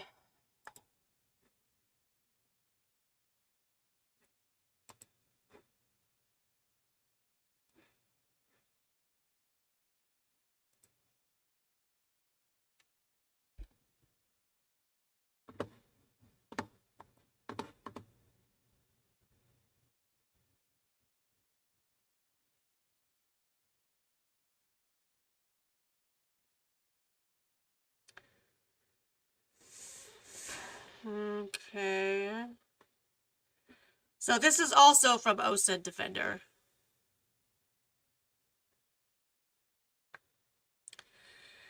Lots of misinformation around right now, from claims that the U.S. has evacuated its embassy in Lebanon to the apparent announcement by Hezbollah that they had opened a northern front against Israel. To be clear, all of these are so far false.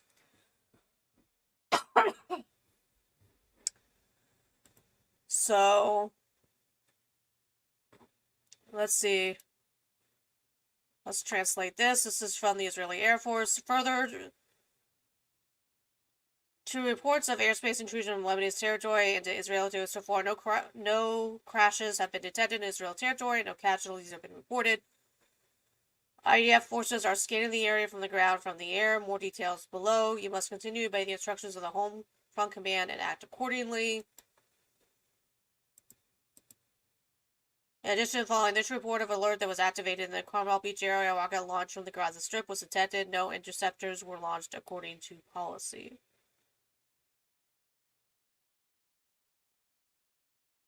Okay.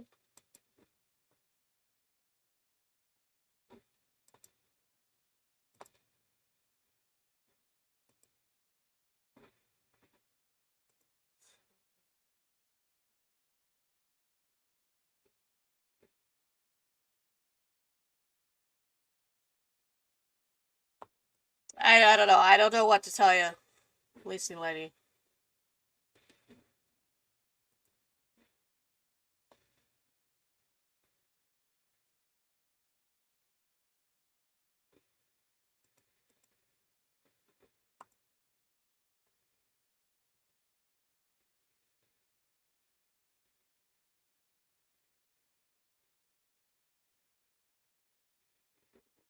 Hmm.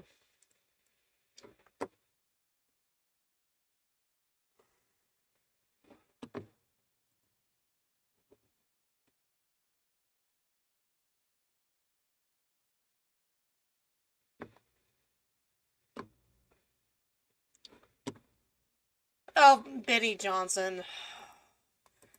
Girl, I.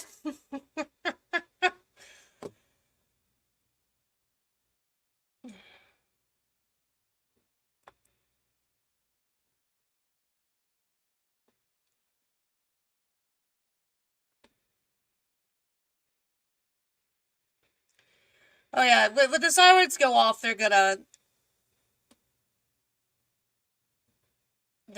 I mean, they're taking cover.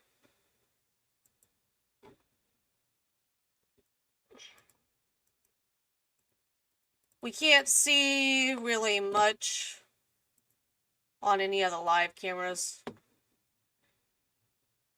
I gotta tell you right now, Benny Johnson may be a nice guy. I don't know, but even some of the conservative blue checks on Twitter, I don't really trust a lot of them.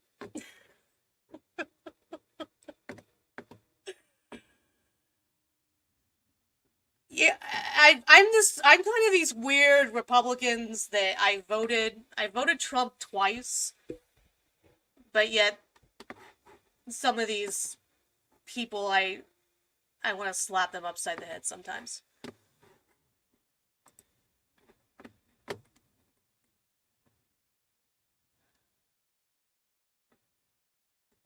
There are some of them that I'm not a real big fan of. Because I think that they have the tendency not to really report the whole truth either.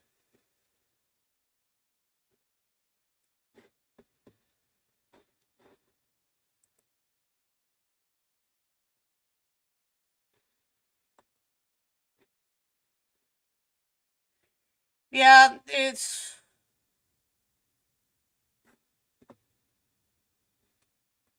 a lot of nuts things going on. But I don't, for all I know, Ben Johnson thinks that he's sharing a video from today, and this has not a damn thing to do with what's going on the ground.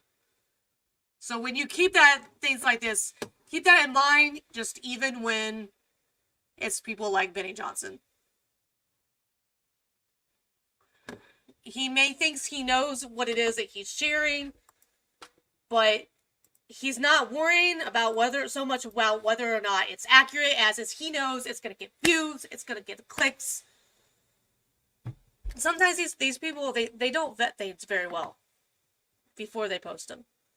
And it's sometimes hard to accurately vet any of it. It's hard.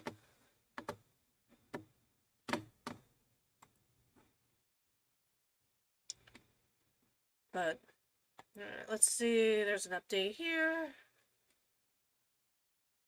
Okay, that's just saying number of UN agency staffers killed keeps going up, unfortunately.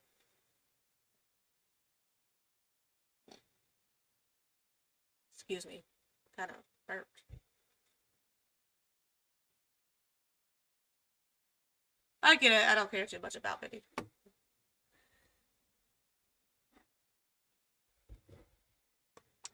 I mean, sometimes even Matt Waltz. I'm not saying that name right. I'm assuming that you know who that is. Sometimes even, he did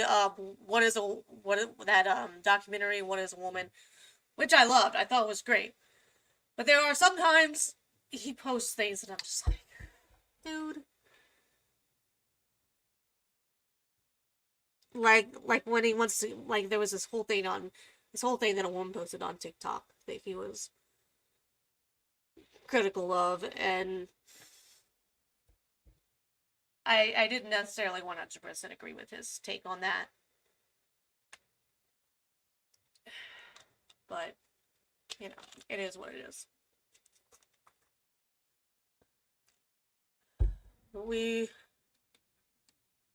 Let's see here. I guess we've got a while here before we're going to have much.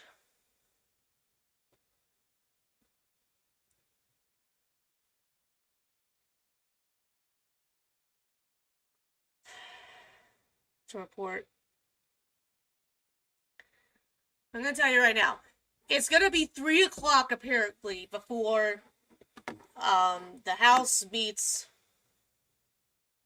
to vote on anything. Over the last 2 days via my Cash App, even without putting it on here, because we were focusing more on what was going on in Israel and I didn't feel comfortable putting it up. I've had $224 sent to my Cash App. If y'all want me to call off work and stay to see whether or not somebody gets elected to the House, I'm gonna need a whole lot more money. Some breaking news that I believe is true is the State Department officials have confirmed that at least 22 American citizens have been killed in Israel as a result of the attacks by Hamas. What kind of happens is that it's not unusual for a lot of people in Israel to have dual citizenship. So I mean, I'm not downplaying their American citizenship at all. But like Colombia confirms the death of a Colombian citizen after a Hamas attack on Israel.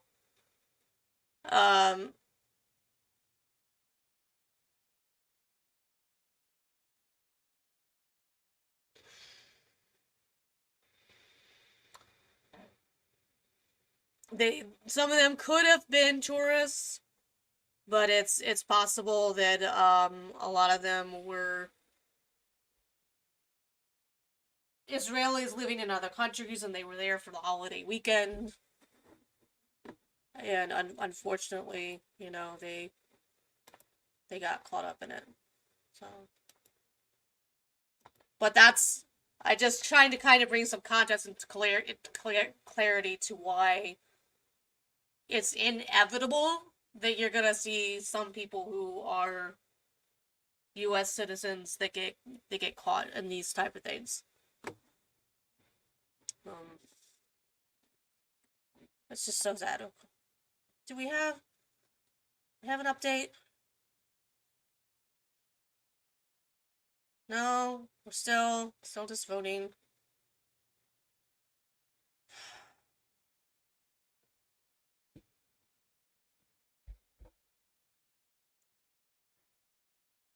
Yeah. If you give a Rumble rant, the only reason a Rumble rant is helpful is because it does help with the algorithm. So if for some reason you absolutely need me to call off work and stay here until they decide to get their shit together at 3 o'clock and do a vote, I'm gonna need your donos. Give me your donos. Give me your shekels. Well, for me, it actually can't be shekels for me because I'm not Jewish.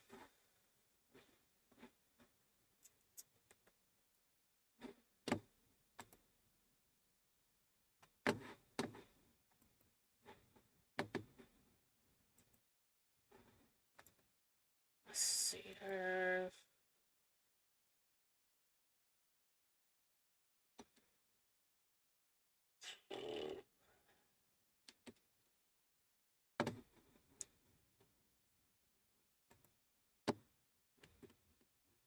What else is Fox News reported?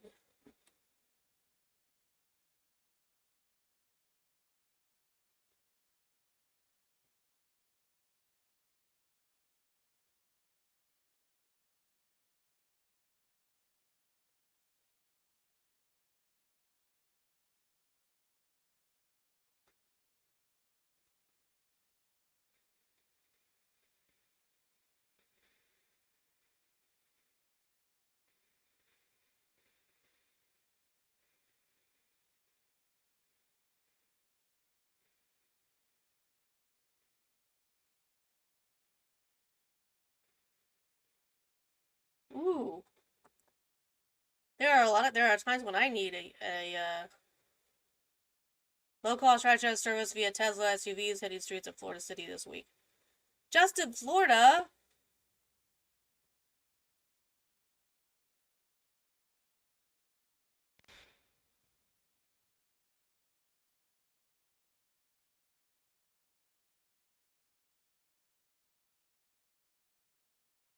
You need to come to Ohio. If something goes nationwide, Ohio is kind of the last to get it.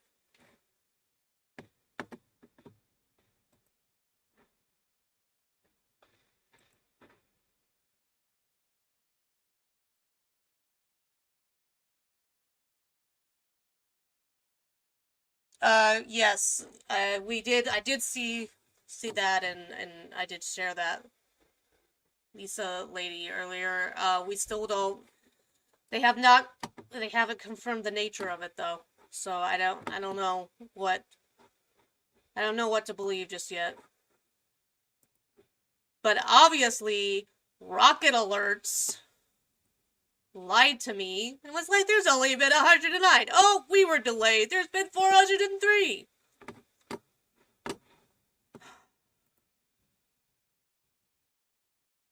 Stupid Rocket Alerts.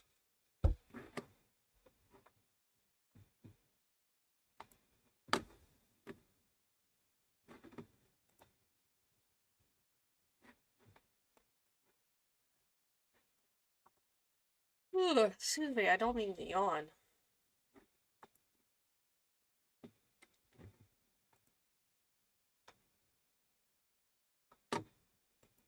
What I am gonna do here for a few minutes is I'm gonna look for the Twitter Spaces with Mario. I'm gonna pull that up.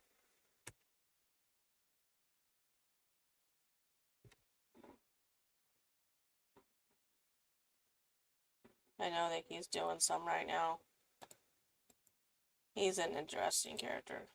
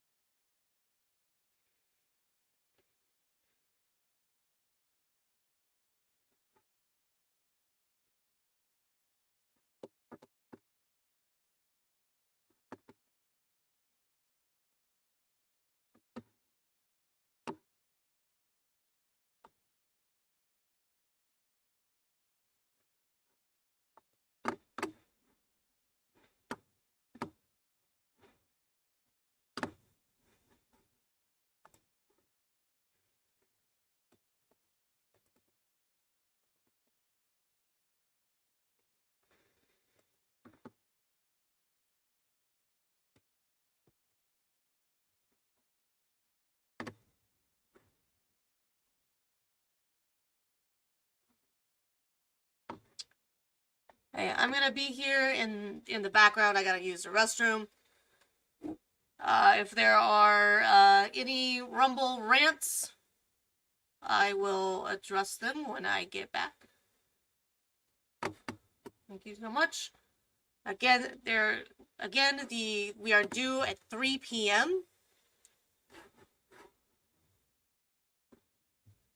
Hold on a second.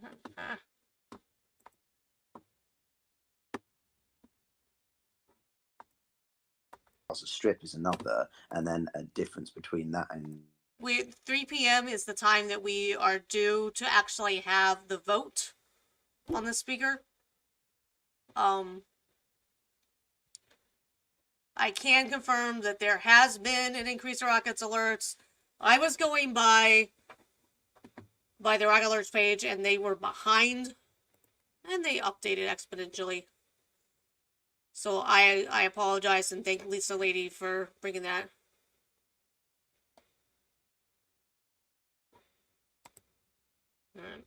So I am going to leave this up. I gotta do some things here, and I will be back shortly.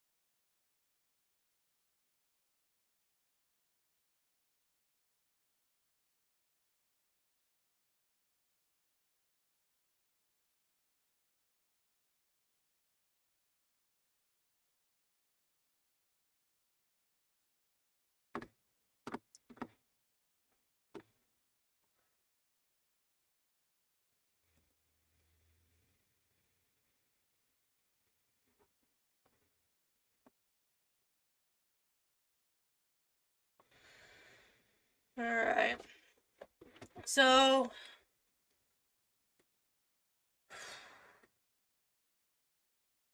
the only report we have right now is they're still voting on who they're going to put forward. That's all we have for the House Speaker right now.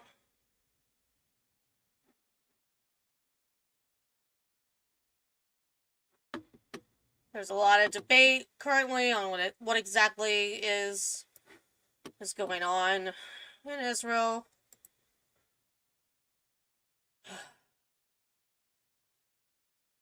There are talks underway to allow U.S. citizens and Palestinians to leave Gaza.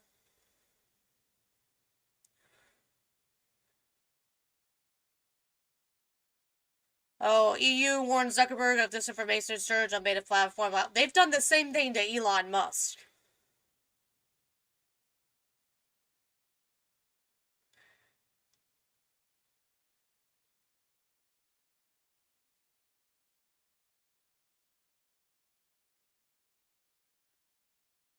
So, yeah. It really sucks that when you have things like social media companies, they have to kind of, if they're going to operate internationally, which is significant base, they have laws in other countries that they're supposed to try to abide for. And you either abide them or you get serious fines. To me, it's ominous for them to say to get in contact with appropriate law enforcement. Like what the fuck? Are you gonna arrest them if they're not doing what you ask? I don't understand. It's stupid.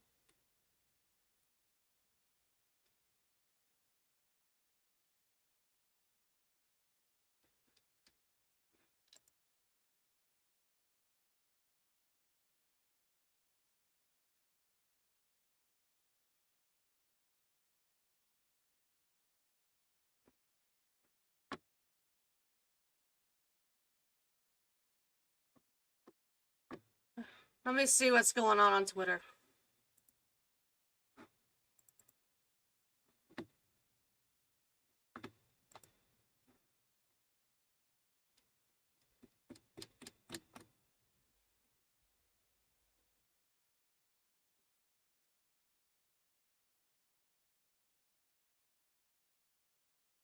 Oh, shit.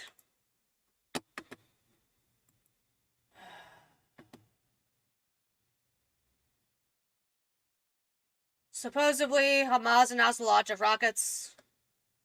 Let me mute this for a second. I can't hear myself.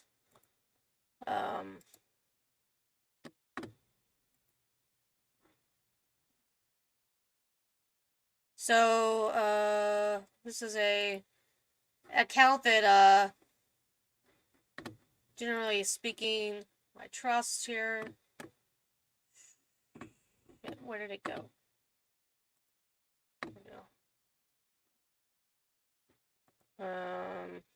They did a screen grab, so that screen grab does not provide me with an actual alternate. That's from... It's from Telegram.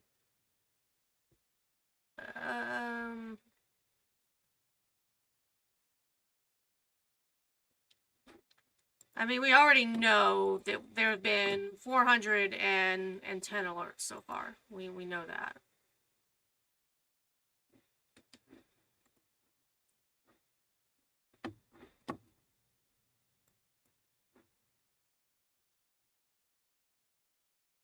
Oh, well, there's I refreshed it.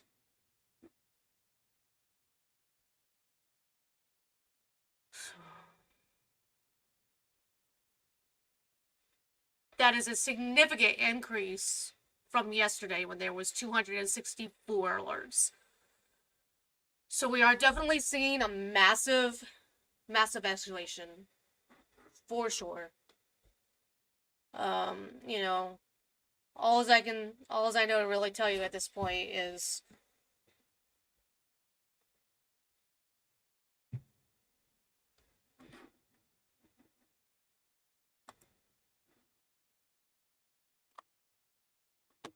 I know.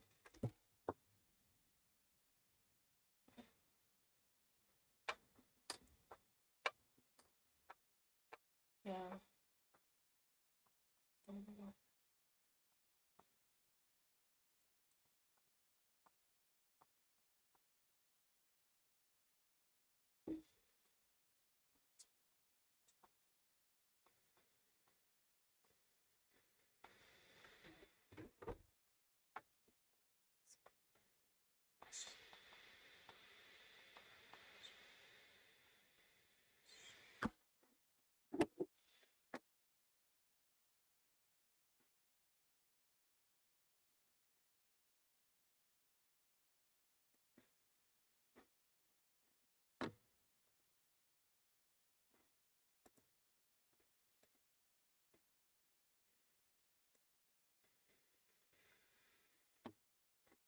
Oh, I'm shocked. House Republicans pick Steve Scalise as Speaker nominee. Whoa. I thought for sure it would be Jim Jordan. I thought for sure.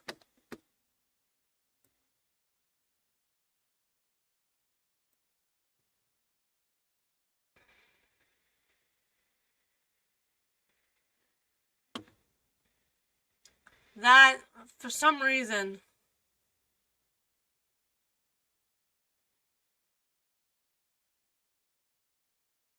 That surprises me. That really surprises me.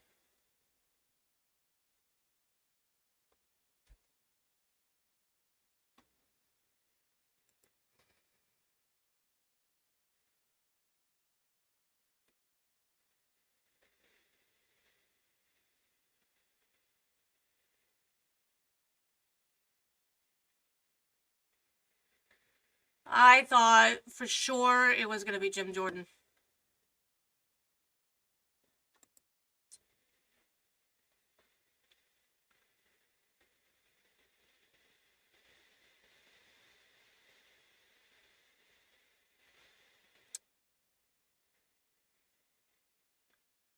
He's grabbing the mattresses because he's going to be needing something to sleep on.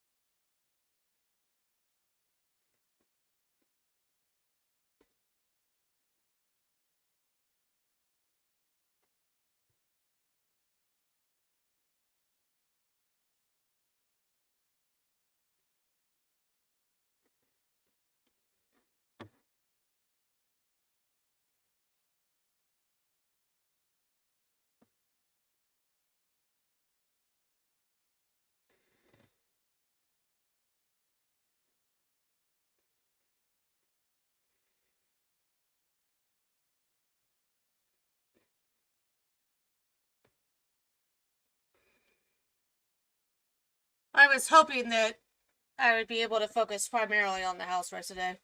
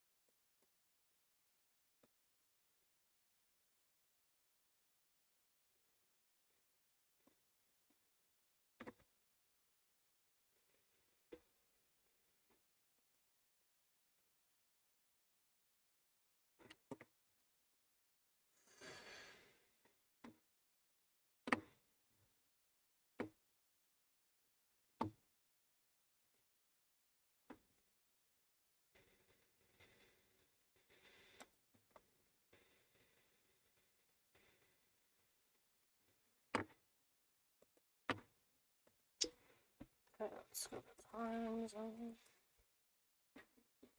gonna pull up Times of Israel, see what they have going on.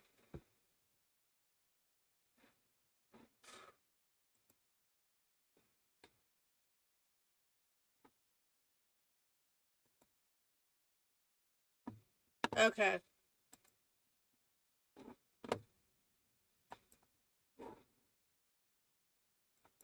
I didn't realize that I'd had this muted for so long. Sorry. You guys had absolutely no sound. My apologies. So this is according to the IDF, updated 11 minutes ago. IDF says no drone infiltration in north after scares send millions into shelters. Homefront Command app also sends false alarms nationwide. Its source confirms winning Israel before Gaza massacre. IDF clashes with Hezbollah as North girds to join fight. So, again, 11 minutes ago, IDF spokesman Rear Admiral Daniel Hagari says there is no security incident in northern Israel, adding that the military is investigating what caused the drone alerts to sound across northern Israel earlier this evening. Returning to the southern front, Hagari says 5 Palestinian gunmen were identified near Zikkim earlier today. 3 were killed in a gun battle with troops, while another 2 apparently fled. Hagari says troops are searching for the pair in the area. Hagari says the IDF continues to carry out strikes in the Gaza Strip today against terror areas. He says the military is targeting all of Hamas infrastructure.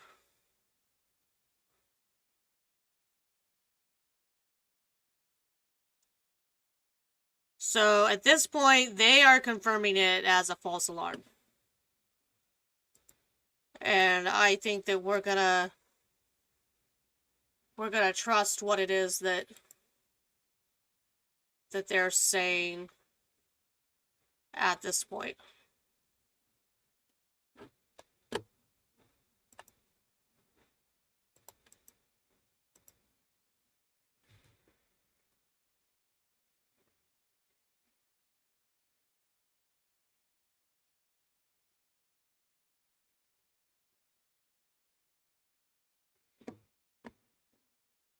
On the ground update from Noga or Ronnie, and I'm trying to get Firas to get an update on the Palestinian side, because obviously airstrikes on Gaza are probably ongoing. I haven't seen any reports, but I don't think they'll stop. But yeah, if we can get an update on the ground, and of course, here we go. From, Ronnie or Noga, and then I'll try to get Firas. I know he's been trying to come up for a while. It's been glitching for him, but I'll try. GOP President Max Miller says he won't be voting for Scalise on the floor. Okay, so Why did you have to be from Ohio? On the north part of Israel. In Max Haifa, Miller, a everybody Republican who has took a big publicly sigh of backed relief. President Also in Jordan, former Ma'alot, speaker, probably said that no he will not support the House infiltration. Majority Leader's use Scalise now that he is in the conference nomination The for speaker. infiltration risk was cancelled. Well, but, Leader there are Scalise still a 1 high is not level over. I'm there, still throwing my but, support behind Jim things Jordan are for coming speaker. down. I'm not going to Everybody change took my a big vote sigh of now or relief. anytime soon on the House floor. As I said yesterday, Their statement and signals today, that we could be in for another long fight for on the now, House I floor don't as really Scalise see tries this to persuade members to vote as for going him. to escalate on the northern front. Professors of weather urge Yeah, Republicans by the that way, they have to go James, through are you another able to do me a protracted favor? voting Can process you on the find floor. that Miller clip says in they which should have Al changed the Jazeera rules so reporter that the says that? nominee would need Can you try 217 somehow votes to in find it? advance. I completely agree, and that's why we should have had Do you mean 217 on votes in air, that or he room to said that unify behind one he doesn't person. Yeah, give try to permission find on it. the Don't Try to have find a that. recording or somewhere. If you can find that, that would be great. Lovely. It's pretty epic. Try your best. That's Yeah. just lovely. It's not on air. I'll try to get him to have an official comment Yeah. Or where did he say it? Did he say it privately to someone, or he said it publicly? on a WhatsApp group. Ah, with okay. people. Yeah. Get a screenshot or something. But I can't post a screenshot from a WhatsApp group. But yeah, Yeah, it'll be good to exactly. get it. Yeah. Let's go to. Mario, Go ahead, Sam. Mario, I can go to the listeners if you want to bring Firas up. Yeah, sure. I'm trying to find Firas. Thank you for that, Sino.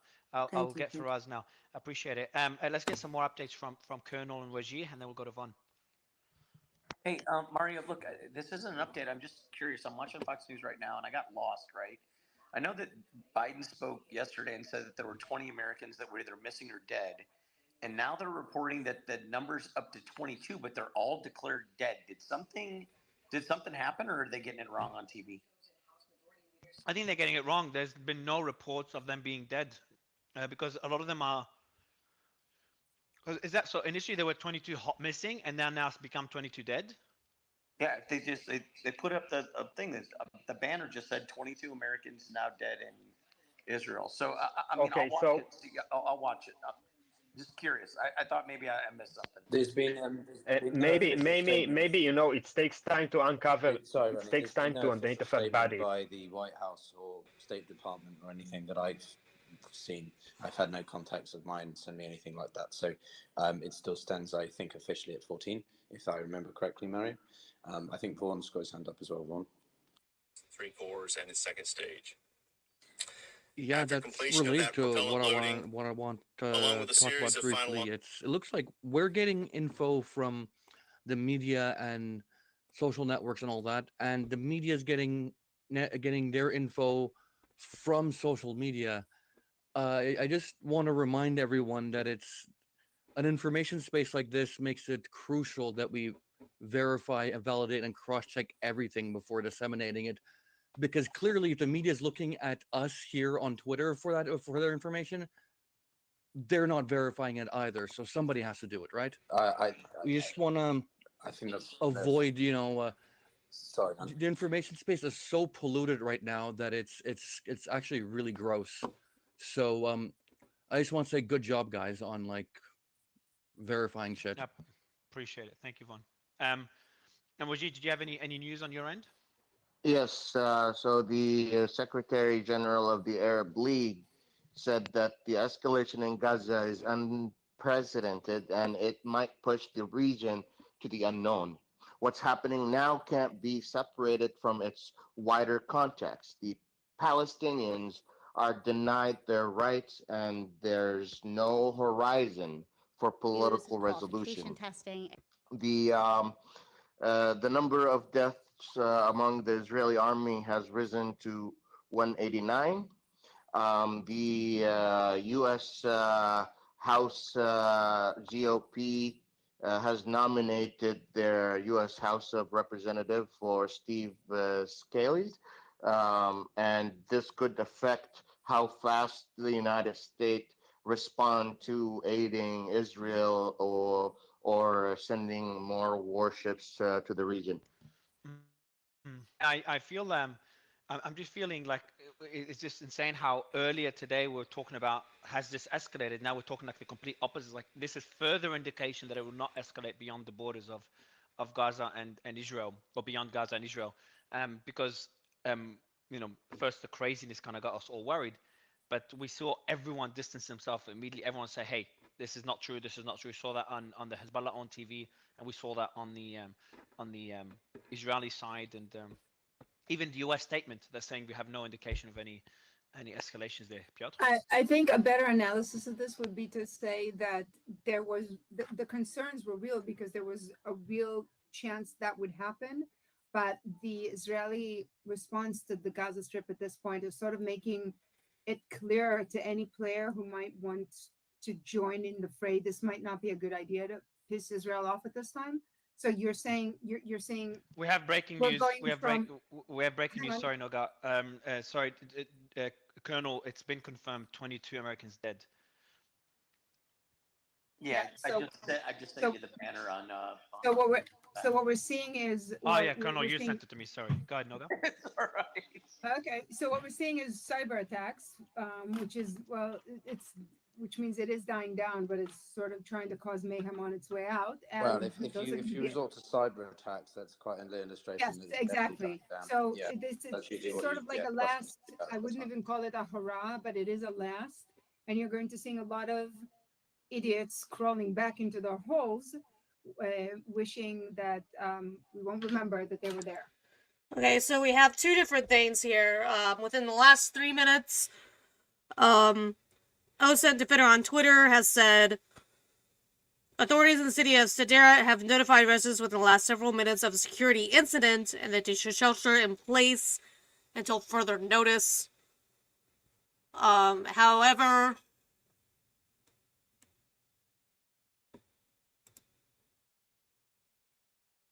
nothing like that is being said. All we know for sure the last 4 minutes that the update has been that Gaza death toll has risen to 1,100 killed and 5,339 wounded. And that's the only confirmation that we have had about that so far. What was the number before? Does anyone remember? Well, didn't the president, when he briefed yesterday, he said that there were 20 Americans that were either dead or missing, right? That was in his speech yesterday, right? He said 20? I thought it was 20. Yeah, he said And 20. to my complete surprise, Scalise is the one that we are correct. Now putting it's forward, that 22 the confirmed Republicans dead. are putting forward. So how many are missing? I mean, the numbers And it's There are a lot wild of to say Americans who have whether dual or not citizenship he'll with even want to Israel. get enough votes. It's hard I'm to say. also an American. I have dual citizenship. So I guess plenty of there were people with dual citizenship in the border, and it takes time to identify the bodies. So over time, the numbers will rise up until all bodies has been identified. Yeah, I appreciate that. So that's yeah. So we'd be curious to see what that means for U.S. involvement. Let me try to get Faraz, if you could please try to request to come up. Emir, go ahead. Emir, are you there? Yes. Sorry. Thanks for letting me speak here. I just want to jump back on the question of you and Piotr about Iran. This is very basic. Iran is the guy who pays for the meals. So, Iran, like the supreme leader, can't be surprised by this attack. But I can't believe that some IRGC or even Hamas members get surprised by this. And this is, repeating it for the 100th time, this is different from direct involvement. I think what this may be logical. I think Hamas wanted to do this, and Iran just gave them, okay, we'll support you. And after that, I just can't think Hamas doing this lonely, because they know that the Israeli military is on the top 20 of the world, and they know that if they do something like this, the retaliation can be wild. And I think they won't do this without Iran. And let me mention that actually the Secretary General of Hamas, Ismail Haniyeh, was in Tehran a couple of months back. And just to the crazy Wall Street Journal report that somehow the Iranian foreign minister know about this, that's just ludicrous. I think even some very top Iranian officials did not know about this. But I think Ayatollah Khamenei, the supreme leader, or top IRGC officials, I think this is safe to say they 99.9% knew about this. Because Iran pays the So, one who Amir, I pays, just want the one who pays to. plays. This is just the rule. So, I just want to jump in just to remind people we seem to be having trouble getting Firas up. So if you have, if you're in the audience and you're in Gaza, or you have friends and family in Gaza, or you're just of a Palestinian background, we'd love to have you part of the panel. That goes also for other, Israeli perspectives, Lebanese, or you're, a hidden military strategist. Maybe Lawrence Friedman's in the audience. Please, we'd love to hear from you. So if you can DM Mario's team, his DM's like, you've changed your settings now, Mario? They're open, yeah? Because I think they were Yeah, closed, anyone so- could DM me. Yeah, that was fixed as soon as you mentioned it. Yeah, so everyone's open now, so please get in touch. We'd love to. So Islamic Jihad leader is a different group, isn't it, Piotr? The PI, yeah, that's the Palestinian Islamic Jihad, so they're PIJ. So they're I the second have largest. They're the military branch of so many the tabs open second right now. largest group So in many tabs. Gaza after Hamas. Oh, okay. So, yeah. So they mentioned the American position is in authorization for Netanyahu to commit massacres against civilians in Gaza. They're the ones that most likely made some of them. There was an image that we've seen as a couple of IDF forces in and around Gaza. I thought they were Hamas, but apparently they're the PIJ. So if you think Hamas are bad, these guys are even worse apparently. So yeah, they're going to make statements like that. I think. But Roger, you got your hand up. Yes, I wanted to give another perspective that we haven't discussed, whether Iran was informed or not. So the Hamas in the past have faced issues with intel leaking out.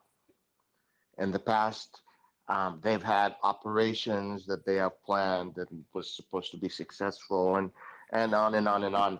And there was infiltrations. There was ways that the missions that they had were failed for so many reasons. One of them, that their information was went out. Ogier, let me jump in. So just some more news.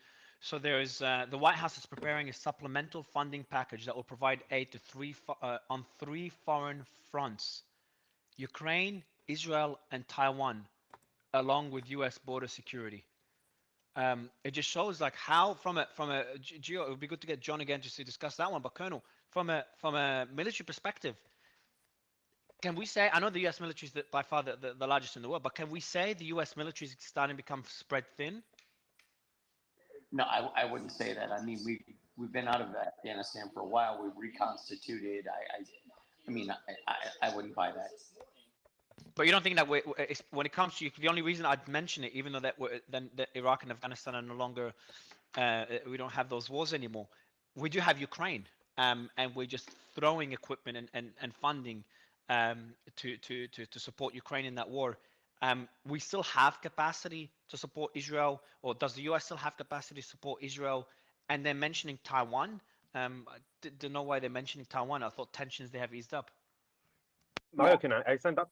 No, Taiwan's still an issue, and to be fair, what's required for the war in Taiwan versus what would be required from when I call products, right? war material in Ukraine that is completely different requirements, right? One's going to be the Straits of Taiwan battle is a sea battle, amphibious landing. None of that's happening in Ukraine, right? So yeah, I'm not buying it. Piotr, what do you think, think? Mario, Hold on, Ronnie, just 2 seconds, please. Piotr, what do you think on this particular point? And I will be bringing. We do have a special guest that will be coming in. We have a senator that's be coming in to have a discussion on the latest developments, and probably that will be a good question to ask him. But Piotr, Senator, I've just sent you through an invite via your DM. Should be able to come up. Piotr? Yeah, Taiwan is a systemic issue. It's going to be on the U.S. horizon for an indefinite amount of time, particularly until 27. There's a theory that beyond the late 2020s of this year, the propensity for the Chinese military. You're cutting in and out, Piotr. Meaning. Yeah, Piotr. Can you hear me now? Is that better? Cutting in and out. I've dropped you because I thought I couldn't hear me. Let me send you an invite again. We do have shootings in Sderot. The fear of a security incident has been removed. So initially, we had a few minutes ago, we had reports of shooting, and now it says that the fear of a security incident in Sderot has been lifted, but you must continue to stay close to protected areas. So we're seeing today a lot of fear, but we're not seeing the military clashes or shootings to kind of they're not escalating, but there's a lot of fear. So we get reports of a shooting, and then a few minutes later that incident, the warning of that incident is removed. We get reports of rockets, but then that eases up, and then the rockets, and Piotr, I think you're back, so I'll give you the mic, but the rockets on the Gaza side from Hamas have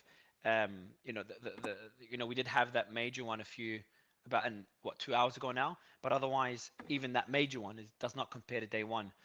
So it just seems to have eased up considerably, and I do want to get an update on the Gaza front and what's happening there, the airstrikes, whether they've eased or not. But go ahead, Piotr. Yeah, so what I was just trying to say is that Taiwan is going to be a long-term strategical concern for the United States. There's a lot of thoughts and worries about the extent that China will mount an attack, and it's been found in the news and stuff that the US does give military advisement, at least to the Taiwanese. So that is a long-term deterrence. It's more about deterrence than it is about trying to start a war. So that's going to continue. What I would be more cautious about, or not cautious, conscious of, is how much the funding to Ukraine is impacted, if at all. We've seen a few Congress people calling for, fines to be redirected from Ukraine to Israel. So, and Zelensky's obviously very conscious of that, which is why he tried to sort of say, well, we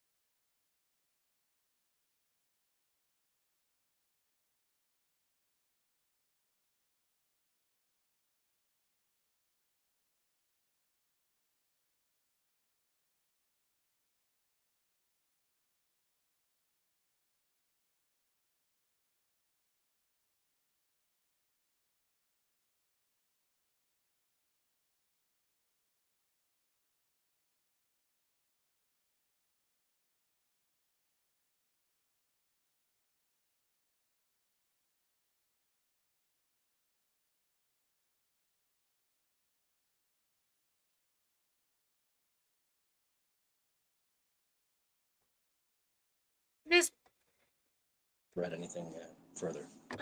But in terms I of had that Israel, completed Ronnie, I email. don't think that Sorry. there's more than He's just completely some ignoring the symbolism, right? fact In terms that of having a government with Gantz or Ben Gvir, that a Israel is unity government currently is on just symbolic, autopilot. I believe. But correct me if I'm wrong. Israel is That's currently a on little bit autopilot with the inaccurate, money but that they not that far receive. from the truth. I think Noga would do much better work than explaining it in comparison to me. But I would say that it's not only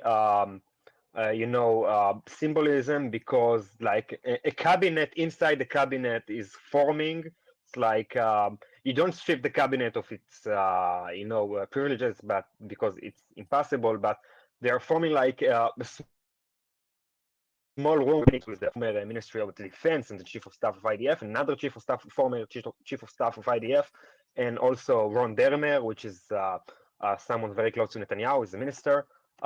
So they try to make the administration of the war from more a small forum in comparison to the cabinet. So there are some there are something more than symbolism, but I tend to agree that it's mostly symbolism, but not entirely. No, I appreciate that. Amir, anything else on your end? And then we'll get the Kirby speech from Piotr when it's done. Amir? Well, Mario, this is kind of huge. Actually, Independent Persian is from the UK independent media.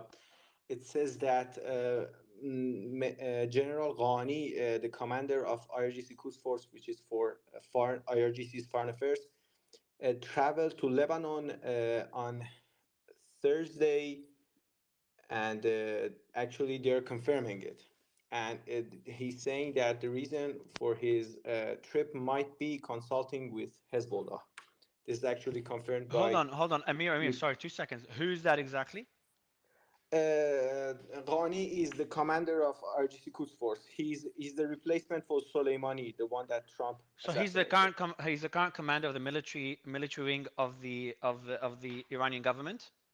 No, he's the main guy for IRGC's foreign affairs in Lebanon, in Syria, in Yemen. He's actually like the second most important one in IRGC, basically.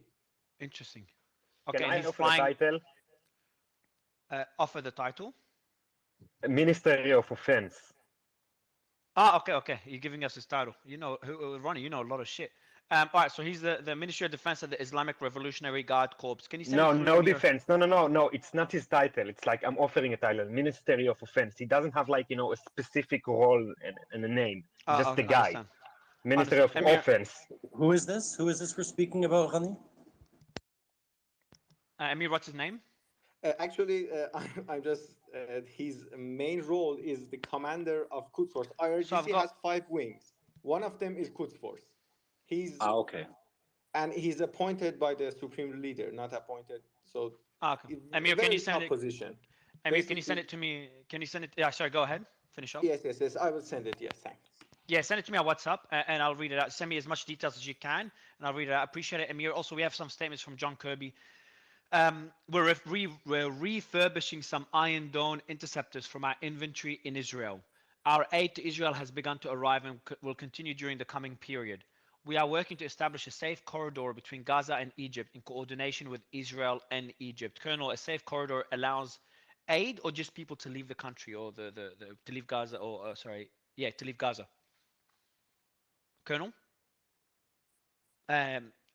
Noga? Anybody? Is a corridor a safe corridor? Does anyone know? Is that to get aid into Gaza, or is that to allow people to evacuate from Humanitarian Gaza? I don't know, but I'm really reluctant to say that humanitarian aid will come in. John is coming up to give us an answer. I like John. He just pops up whenever we ask a question and we're struggling to get an answer. John pops up. I appreciate you, John. What was the answer to that one, John? Yeah, it could be either or, right? It's a green corridor, it's a humanitarian corridor. It's just a term for it. It was used, even Russia used them in Ukraine. It allows for civilians to evacuate if necessary. It allows for usually NGOs to get aids in, right? Even ISIS, although tried to weaponize it, there were water delivered in many of the urban battles by NGOs through green corridors, through humanitarian corridors. Yes. In this specific Yeah, case, so- Mario, it would most likely be for humanitarian aid, not much for people to be able to leave Gaza, because that would be something that basically Egypt would basically would not want to see, like masses of Palestinians fleeing into Egypt. So unless they would only take few amount of people who have like maybe foreign passports or people who are injured to be transferred to hospitals. Yeah, the problem with that, however, is that that's the only option they have. Israel's not going to allow any humanitarian aid to go into the strip at this point. They want to help the Gazans, they got to take them. Yeah. So the challenge. Yeah, so Mar- more details. Just gonna say one quick thing is now confirmed: 22 dead and 18 missing. Kirby just confirmed it. These are the Americans, right? Americans, yes. So it's just been confirmed now. So I have a few updates from my side in terms of news. I'm not sure if you Go ahead. reported this already. The number of Palestinians that were killed are 1,100. The number of injuries, 5,339. The number of Palestinians killed in the West Bank are up to 27 with 150 injuries.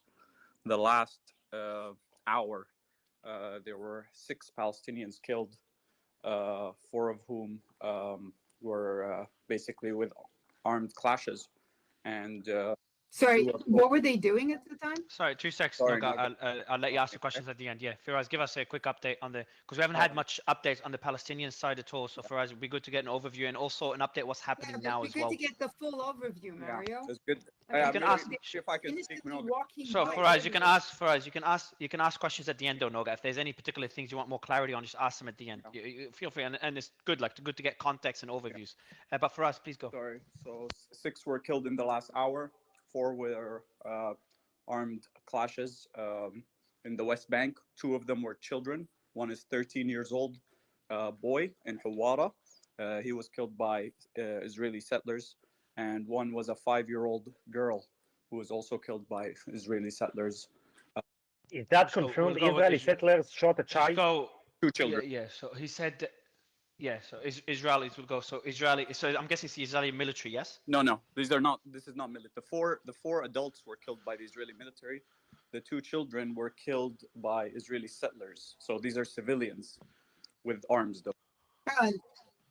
Let's start with that. What were the 4 adults doing when they were randomly killed? I just said there were armed clashes. I think it said the armed clash between the two. When you say the armed clashes, you're not really saying what's happening, which is that the West Bank. But he said, but Noga, I think when he says, when he said armed clashes, I think everyone could connect the dots. That when Israeli soldiers are dead. And I think that if everyone could connect the dots, he wouldn't be saying it like that. It is. He said armed clashes. I think Noga. Yeah, I understand. So there's armed clashes in which 4 people. Armed clashes is both sides. Is that fair to say for us? It could be. Not. Let me ask It's not fair to say. It's not fair The to say. Israelis came in there to Yeah. do something, and that's So the guys, We're a little busy right now. All right, can we not unmute to start yelling, please? That would help a lot for us to have this discussion. You can point out your point. Faraz, I'll let you explain it, please. I'm Faraz, here you in the there? background. Yeah, go At ahead. this point, Sorry about that. Yeah, go ahead, man. So just y'all is it are armed? being So just stingy to with the clarity donuts, for everyone. and So because there of are that, 4 adults I that gotta were get ready killed. for work. So that was armed clashes with Israeli military. So I'm guessing it's 4 armed men, correct? Yeah. So I gotta eat Okay. and do stuff Out of the before I gotta go 27 into that were work because killed y'all being since the stingy last with the 3 donuts. days, these All right, 6 love that you. were killed in I'm the here. last hour, 2 of them were children. 1 boy aged 13, 1 girl aged 5, and 4 adults Do you that have are.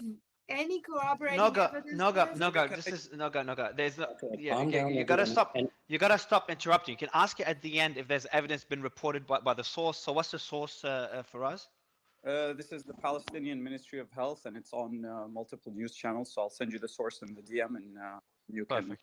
Thank you for us. I appreciate it. Mario, Thank you for Mario, that. could you And check guys, check your personal WhatsApp, please? yes, there's a lot happening. But yeah, so for us, I have another question for you. So my question for you, Faraz, is what would you what's happening in Gaza? Is are the airstrikes ongoing? Yeah, there's still airstrikes. The last airstrikes that were happening were in one moment. The last airstrikes that were happening in Gaza were in the north of Gaza. There were some in Beit Hanun, and there was some in Abraj Tel El Hawa. Abraj Tel El Hawa. So those are the ones that are happening. As you can see, So the we have alerts continue. more statements from John Kirby. Just came out now.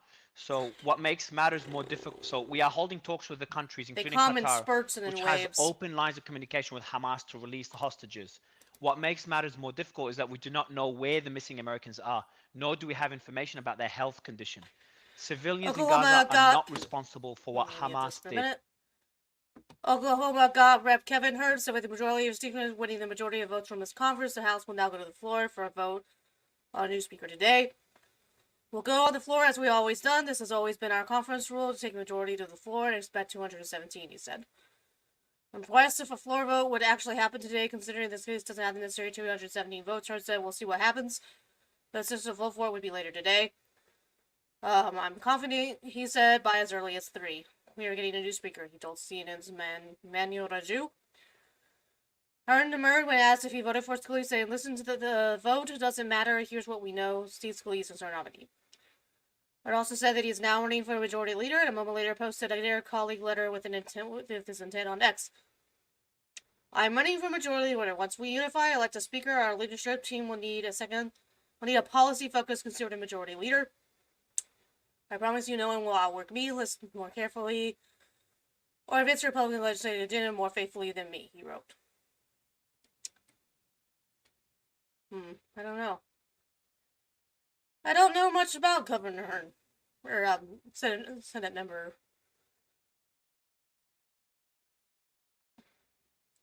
Kevin Hurd, Rep. Kevin Hurd. I don't know much about him. Okay. Yes. And there's also some. And there's a. Sorry. Sorry. Go ahead. No, go ahead. Oh, sorry. There was We're just also a little bit behind. Yeah, I'll give you a few minutes to organize them and updates accordingly. So there's Kumta alerts. Greetings. Due to a technical fault, the application is down now. The problem will be fixed in the next few minutes. All users are requested to update the app from the App Store. So that provides pictures of alarms and missiles towards the cities. So the app called Kumta Alerts is currently down. You're requested to update the app from the App Store, just for everyone listening. And we've mentioned there's sirens in Ashkelon and nearby communities.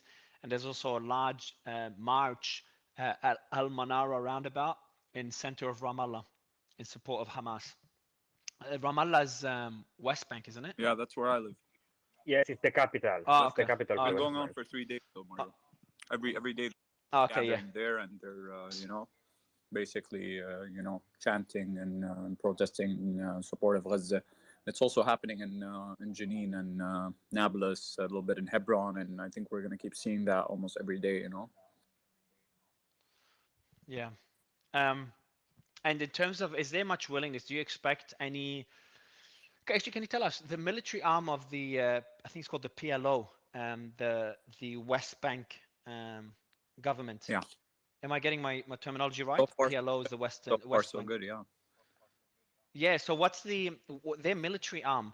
How do they compare to Hamas, and who funds them? So the PLO is basically funded. Majority of it is the taxes collected by the Palestinian, imports of goods, and then there's a good portion of aid that comes, international aid from all countries all around. So then when you're talking about the military arm, so most of the let's say security services in under the PLO are just that, security services. So they're like police and National Guard and preventative force and kind of like our equivalent of the intelligence services. And then there are, as I mentioned yesterday in the analysis, then there are kind of like for each faction within the PLO, they have different sizes of kind of armed paramilitary groups, which just have mostly guns. So that's basically the type of weaponry that they would have, is like different types of guns. The security services do possess a few kind of like heavy, police vehicles where they're armored police vehicles. So that's about it. And other than that, there are sometimes like when there are these small paramilitary Palestinian groups in the West Bank and different areas. They sometimes make like even doesn't have to be a paramilitary group. They sometimes make makeshift like Molotov cocktails and yeah, that's so they don't. I have breaking news. And Yeah, go ahead. Yeah, sorry, Firas. Iran, go ahead. IDF spokesman said that the soldiers identified the number of people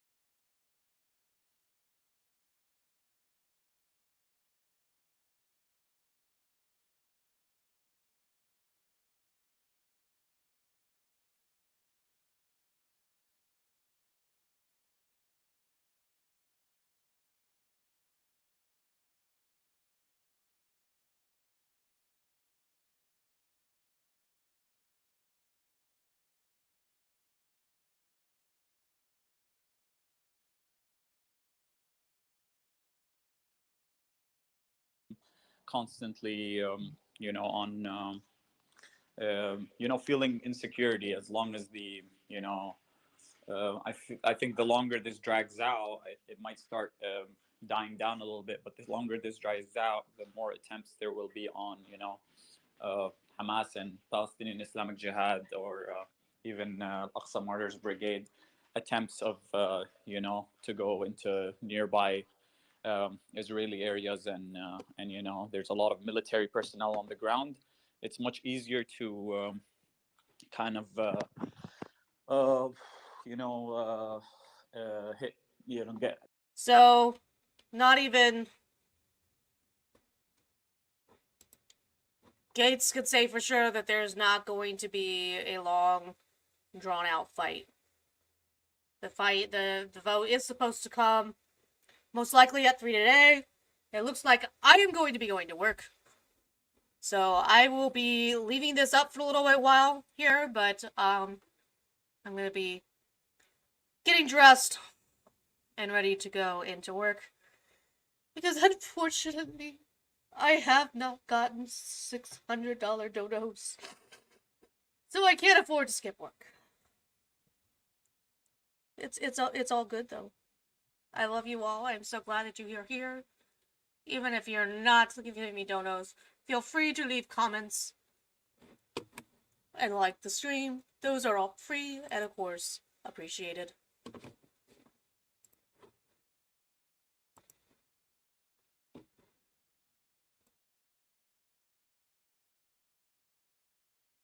Comes from Al Jazeera. Palestinian Ministry of Health, 28 dead in the West Bank and 150 wounded since the outbreak of clashes. Bursts of Hamas missiles are launched towards the Gaza envelope area. So we are seeing now. There's a little bit of breaking news on CNN. Qatar is in the process of negotiating for the release of women and children hostages.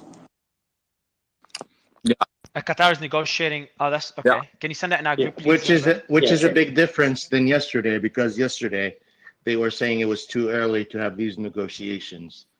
So it's actually a different statement than yesterday. So Al Jazeera, Mario, is basically this is just an attempt by the Qataris to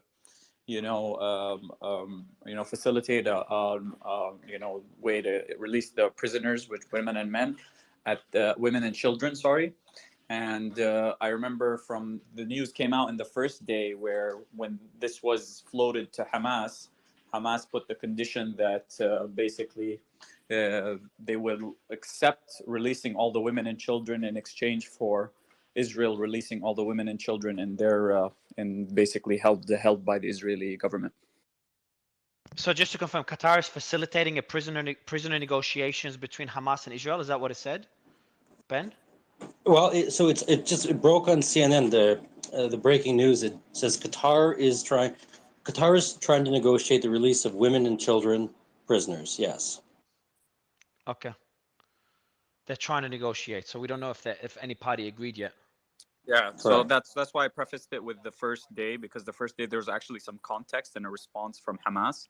So when they said that, I think the response from the Israelis was it's too early, or I don't remember exactly, so don't quote me, just look it up. I remember the Hamas response was that they would agree to the release of all women and children in exchange for the Israeli government to release all Palestinian women and children held in their prisons, basically. And do you have the number for us on how many women and children Hamas has and how many women and children Israel has, Palestinian women and children Israel has? I don't have a confirmed number on the ones with Hamas, so we don't know the total, because I keep hearing conflicting figures anywhere between like 150 total, held by Hamas. In terms of the children and women held by the Israeli government, I think, let me look it up. I don't want to give you a number. It was, I think, around 100 and something total. Yeah, but just a little bit of context. We are talking about people who are arrested. Noga, let's not do this. Yeah, so Noga, Noga, just the point you want to make, Noga, just so these are, on your point, Noga, is and we had that debate yesterday, is like, these people were arrested and went through the legal system in Israel, and then the counterpoint is like, many of them were not, some, claims are that many of them No, not. that wasn't the counterpoint. Faraz, what's your counterpoint to that? They're not being held by Israel. They were arrested for crimes. Okay, everyone, just calm down. Okay. Okay, Noga, I got it. She got it. So they're Okay, not now. held, and they're not women and children. They're terrorists who are being held in a prison because they hold tried on. to kill someone.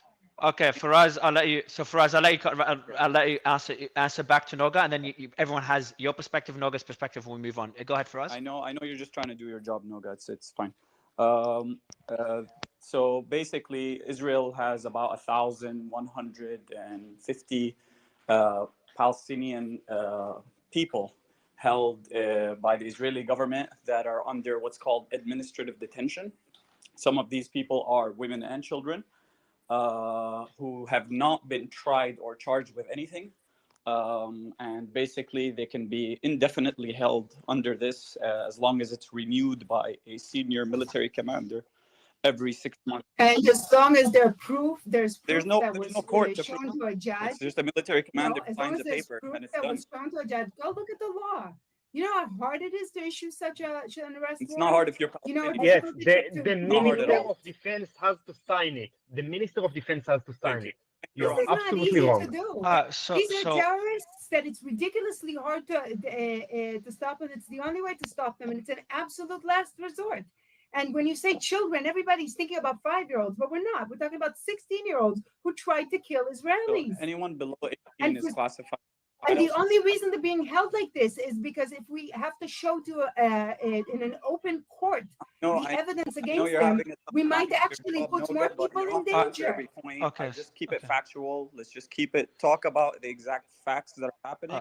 Faraz, I'll let you answer back. Please, no interruptions, and then we'll move on. This is the last answer back. Go ahead, Faraz, and then we'll move on. Please, go ahead, Faraz. I think it's important to because I understand that Noga has a difficulty, because this is part of her job that she. It's okay. We'll move away. Yeah, we'll move away. What her No, Mario, that's not. All right, guys. So if anyone unmutes, I'll just remove if it glitches. So please. So what I want to do is for us, both sides, no personal attacks, but just for us, just her points about them being terrorists and having gone through the legal system and the Minister of Defense having to sign. There's enough evidence for courts. I want you to counter that point from your perspective on this, and then we'll move on just to current events. Please, Faraz, go ahead. And please, Ronnie and Noga, if we can just let Faraz respond to the points you've made, Noga, with no personal attacks, and then we'll move on, please. Sure. If it's no personal attacks, then we can move on. Yeah. I'll make sure. There won't be. Yeah, there won't be. I promise. Please, for us, just to help the room continue. Please, go ahead. Basically, the Israeli government in its own apparatus and the Minister of Defense can agree after someone can be held first, anyone can be arrested by a low-level soldier in any place in the West Bank, Gaza, whoever they can hold of, as long as he's not an Israeli citizen. He can be put under, I think it's 48 or 72 hours. After that, he can be put under administrative arrest. Administrative arrest means he doesn't actually go to court. There's no evidence presented to anyone. It's completely a closed system. So the only thing. Sorry, that's not true. That's not I'll true. let you answer back. So I'll let Ronnie answer back this Here we time. go. No, I think you've answered back a So- lot. Ronnie, I'll let you answer back and we'll move on. Go ahead, Faraz, finish off, please. But no one interrupt, please. So internally within the Israeli Ministry of Defense, they can hold people basically indefinitely as long as the Minister of Defense signs a piece of paper extending this administrative detention for 6 months at a time. So every 6 months he has to sign a paper basically saying I will extend another 6 months. And there are people who have been held for years without any due process or any court system. And just to add that even if they do go through the court system, the rate of conviction is higher than 99%. So there are times that they make them sign papers in Hebrew with confessions in Hebrew, and Palestinians, a lot of them can't speak Hebrew. There's a lot of accounts where Again, when we I have- hold on, let's no, go. just I want So Ben, to if say you one. could, maybe get Ronnie to respond, Ben, and then you kind of finalize Okay. it. Yeah, And Ronnie, so I'll go get ahead. Ronnie. Yeah, Ronnie, I'll let you respond, and then Ben, you just kind of conclude it so we can move on. Go ahead, Ronnie. I'll let you respond. Okay, to Faraz. I'm sorry. And then There was go ahead, sir. Can I? Go ahead. Yeah, go ahead. Okay, there were a couple of inaccuracies and some lies brutalized. So I gotta counter it. First of all, the Israeli system has law. Okay, it's closely monitored by judges and by or law officials inside the military. Nobody just goes and arrests people for no cause. It's ridiculous and it's untrue and unjust to say it. That's first. Second of all, he gets his data from an organization called B'Tselem, and on their site it says, first of all, it's unreliable, and on their site it's said that the data might be inaccurate. So also very unfair description of the situation. And about the people who's withheld with Tzahal and the armed clashes. So first of all, there's no armed clashes. No military officer just go and shoot people. That's not how it works. I have plenty of friends there. Armed clashes means that someone tried to attack a soldier and he shoots back. That's what it means. Okay. There's been an incident today. There's been an incident today that where someone tried to attack soldier and he's been shot. So that's about it. And you know the arrest, when he says you have 99% conviction because they did what they did, not because they are signing papers they don't understand. That's not how the legal system works. So, and the legal system in Israel is so independent. But we'll get Ronnie. Ben, I'll let you just summarize. We had Faraz, Ronnie give their points. I'll let you summarize it and then move on because I have breaking news. So just give me the mic to go with breaking news, and we'll go to Layla and Justin Yeah, afterwards. go ahead, Mario. I will go to the breaking news directly. All right. So the breaking news we have footage. Whoever's on mute, please mute. So there's footage. There's more sirens going on. Let me get exactly where. First, okay, sirens sounded in Sderot, Zikim, and Netiv HaSara, which are close to the border with Gaza. They've been constantly being attacked. The White House says we currently see no indication of deliberate attempts by other parties to expand the conflict. These I always get a sigh of relief when I see those. Like the next thing I want to see is some sort of negotiations of a prisoner swap between Hamas and Israel. I think that will be the next positive news. So just make sure your mic is muted, guys. The other one here is that we have footage from the latest rocket barrage towards Sderot from Gaza. So that we'll be posting that out. And then we have here Hamas fires 2 missiles towards the Gaza Strip settlements in less than 10 minutes. But that number is just so much smaller. Now we're talking about 2 missiles. And prior, what were the numbers prior? If anyone doesn't remember what the numbers were prior. Thousands. There were thousands of rockets out of Gaza. Can anyone give me the casualty numbers? Yes, there were several thousands fired out of Gaza. Yeah, I think does anyone know the casualties on the Israeli side how many of them were due to the initial attack, the terrorist attack at the beginning that initiated everything? So And then how many were from the rockets by the Hamas members towards Israel? So I want to split the two. Does anyone know the yeah, I casualty do. split between the So two? I believe that and Rani and Noga can correct me. I think that the vast majority were from the initial onslaught. And in terms of the rockets, I don't think that there were many casualties from the rockets, but I believe that the number was around 5,000 rockets being fired from Gaza into Israel. Yes, we have Iron Dome, very sophisticated Yeah, systems. So the even rockets when are kind of useless. They're kind of yeah. useless, and Ronnie, I haven't heard of anybody. Ronnie, yeah. When I speak, you gotta no. Don't just raise your voice. So I had a question for you. Yeah, with the Iron Dome, when that was running, when the rockets were coming in from Gaza, what percent? Because when the Iron Dome works great when there's dozens or hundreds maybe, but when you say thousands, I'm guessing thousands in total. But obviously not all at the same time. But there's hundreds at a time coming in from Gaza. Does the Iron Dome? What percentage of them does it intercept? How effective is it when there's that quantity? I believe it's 85 to 90%. I think Even when only, yes. Go ahead. Even when Yeah, there's like such a large volume. Yes. Yes. It's an amazing piece of technology. It's an amazing piece of technology. Yes. So Mario, sorry about before. Really, I'm sorry. It's amazing piece of technology. You need to see the videos of Iron Dome working. It looks like Star Wars. It's working even in a large scale number. So I haven't heard of anybody who was directly killed by bombing. It's pretty useless, I gotta say.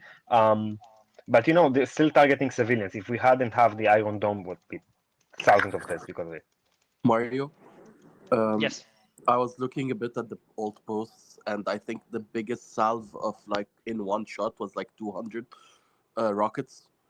That's the biggest I've seen across all the people that I follow in terms of rockets. 200 at a time. Yes, in one go. And out of Lebanon, there's been very limited amount of rockets, correct? Yes, yeah, it was a couple of shots, and just it was more targeted shots on specific vehicles. So it was more rocket launcher type, not what do you call it, rockets. And just one quick earlier clarification point, Mario. So, and I do think it's important to call to state this. So, in terms of the statements, if a Palestinian is arrested or detained, the statements are not solely in Hebrew. They are in Arabic as well, because Arabic is it's an official language of Israel. And I'm not trying to downplay anyone's personal experience or the experiences of their family, but it is important to note that no one is forced to sign a piece of paper that they don't understand. The proceedings in court are in Arabic. Often, sometimes is the case where you'll have an Israeli Arab judge. If you're talking, in any case, it's important to point that out. I think Rani and Noga would agree with that.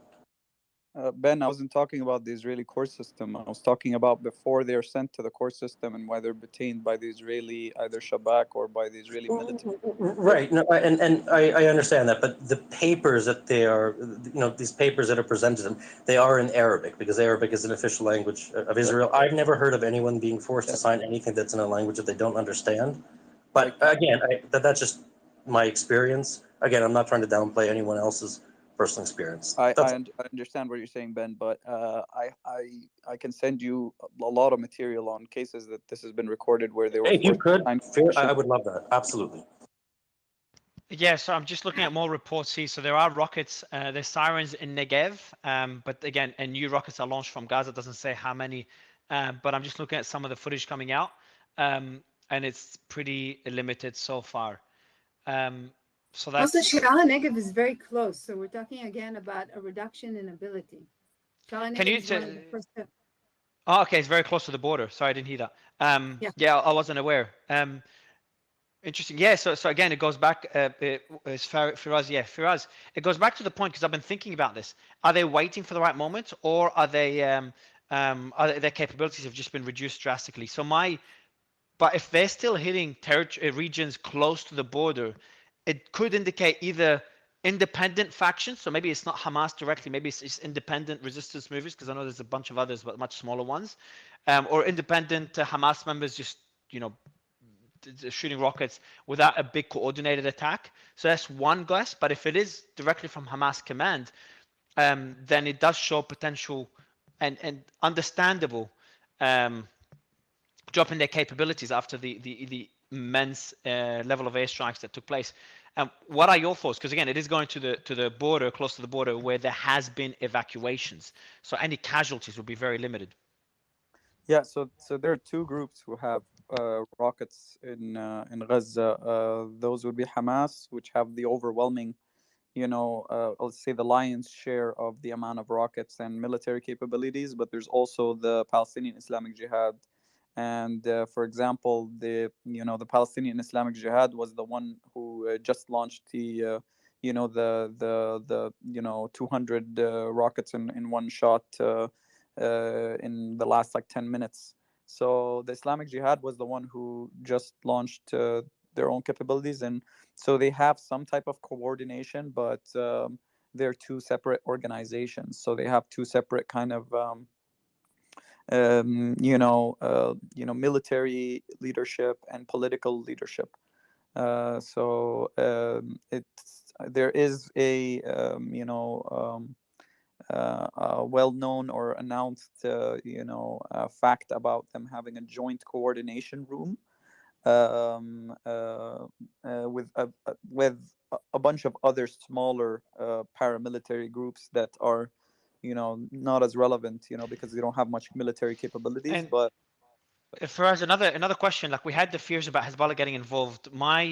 Again, I know I keep mentioning it, but anyone listening, you don't understand the feeling that me and others went through when we saw that report of Hezbollah joining.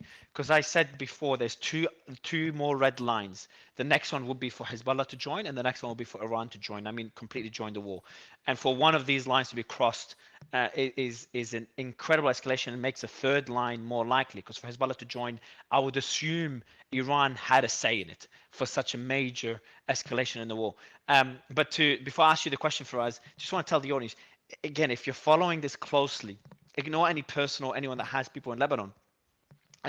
If you're following this closely, and Lebanon right now, I think it's summer. I was talking to someone there. It's summertime, so tourism is booming, and there's a lot of people there. And for war to be declared with Hezbollah, or Hezbollah to declare war on Israel, and for war to break out in that region, is a terrifying development. But to go back to the where we are now, it turns out it was a false alarm. Many different reasons given. False alarm from both sides, from Lebanese media and sources, and from Israeli sources and media. And that turned out to be false. So for us to go back to you after that false alarm, and the way Hezbollah and Israel kind of distanced themselves, and the US made statements saying, hey, there's no escalation, Like everyone's like, hold on, there's nothing there. To me, indicates that nobody wants that conflict. I think we can say that pretty comfortably. Do you agree with that analysis? And what do you think is the likelihood that Hezbollah will join? yeah, I don't think they want to join, or Iran has given them any green light to join. I think they're gonna maintain a defensive position, which is basically if they get attacked in the southern of Lebanon, then they will respond. But I don't think they're gonna join at any point unless that happens, which I don't think the Israelis would, do that, because that would be kind of I guess it's a military strategic military mistake to open a new front in the north, which is a completely different area.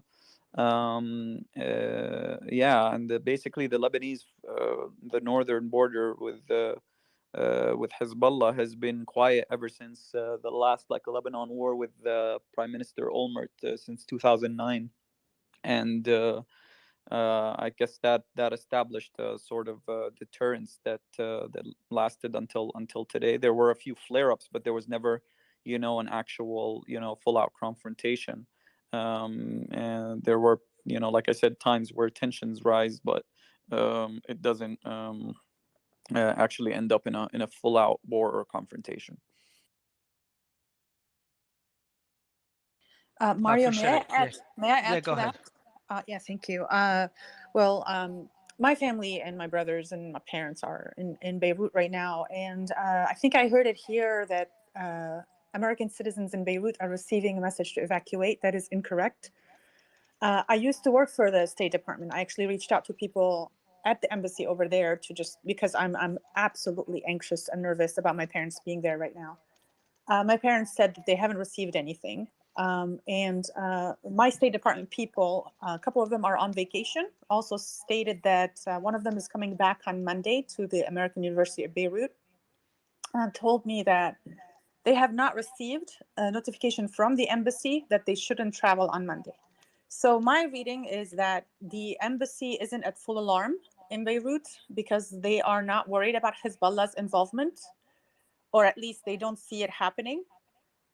Personally, I don't see Hezbollah interfering yet. They are spread out too thinly, fighting wars in Syria, fighting wars in Iraq. Internally, they are not as popular among political parties who used to support them as they used to be.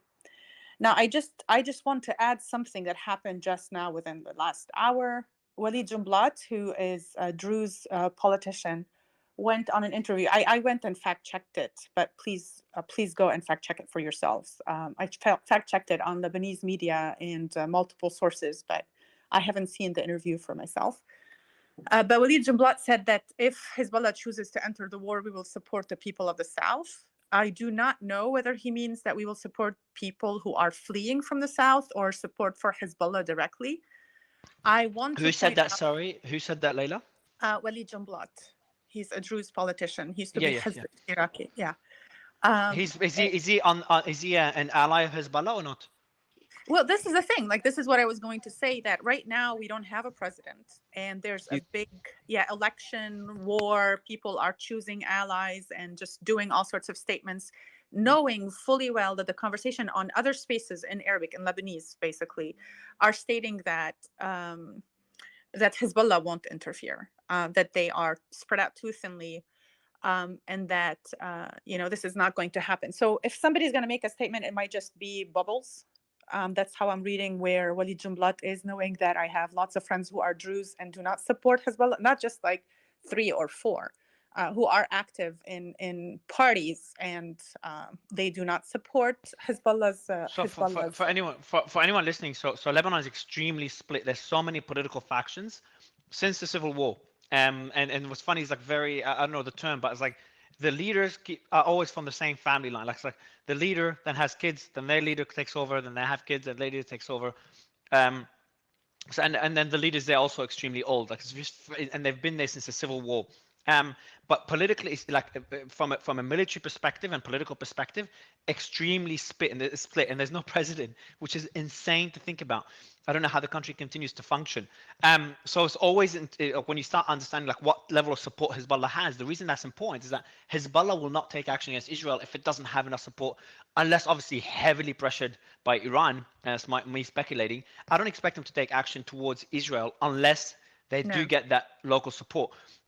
So what you're saying, Leila, is that first you said they're spread thin. I'm guessing that's because of the Syrian conflict. But on top of that, there isn't that support from other politicians. And you're trying to analyze Jumblat's quote. And I think Piotr is going crazy to jump in on this one. But Leila, I'll let you confirm or deny anything I said, and then we'll go to Piotr. Sure. I feel like internally they are not ready to fight with the Lebanese who are trying to get them out of the government. They are tired of them being holding what they call illegal weapons. They want the Lebanese power to be with the government. And this is the most I've seen the Lebanese unified since 2005 when they united to get Syria out of Lebanon.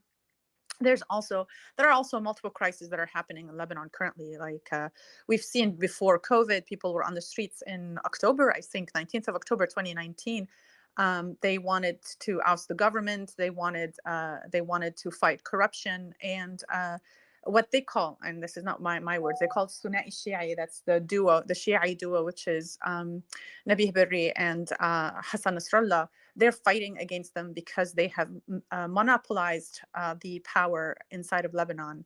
Nabih Berri is the head of parliament, and he's been the head of parliament for since I've ever been alive. So forever. It's like democratic nepotism. It's not an actual official word, but this is what's been happening. And yes, Hezbollah is fighting in Syria for the Ba'ath, for the Assad regime. So I feel like they don't have the manpower, and they are afraid that internally they'll start something they can't control. Yeah, Piotr, before Can we go I, to Justin. Yeah, Mario, go can I ahead, just Piotr, push James, back and a then we'll go little Justin. bit? Yeah, go ahead, Piotr. Yeah, thanks. Leila, I don't fully agree on the overextension of Hezbollah in Iraq. I haven't seen them active there for a long time. So I'm not sure what you're referring to. Do you mean in sort of political destabilization? Because I'm sorry, I'm not aware your of their voice military cut out, activity. Piotr. Your voice cut out a little bit when you were asking me the question for me. So can Mm. you please repeat? And don't No, he forget, wasn't. this He is wasn't just. asking. No. Oh, Yeah. He wasn't asking. So he's just stating that he doesn't think Hezbollah spread out thinly, despite I Syrian don't think conflict. Hezbollah have as much influence in Iraq as you said. I didn't say Iraq. I Personally, said Syria. Syria, you Assad. said Syria. Iraq as well.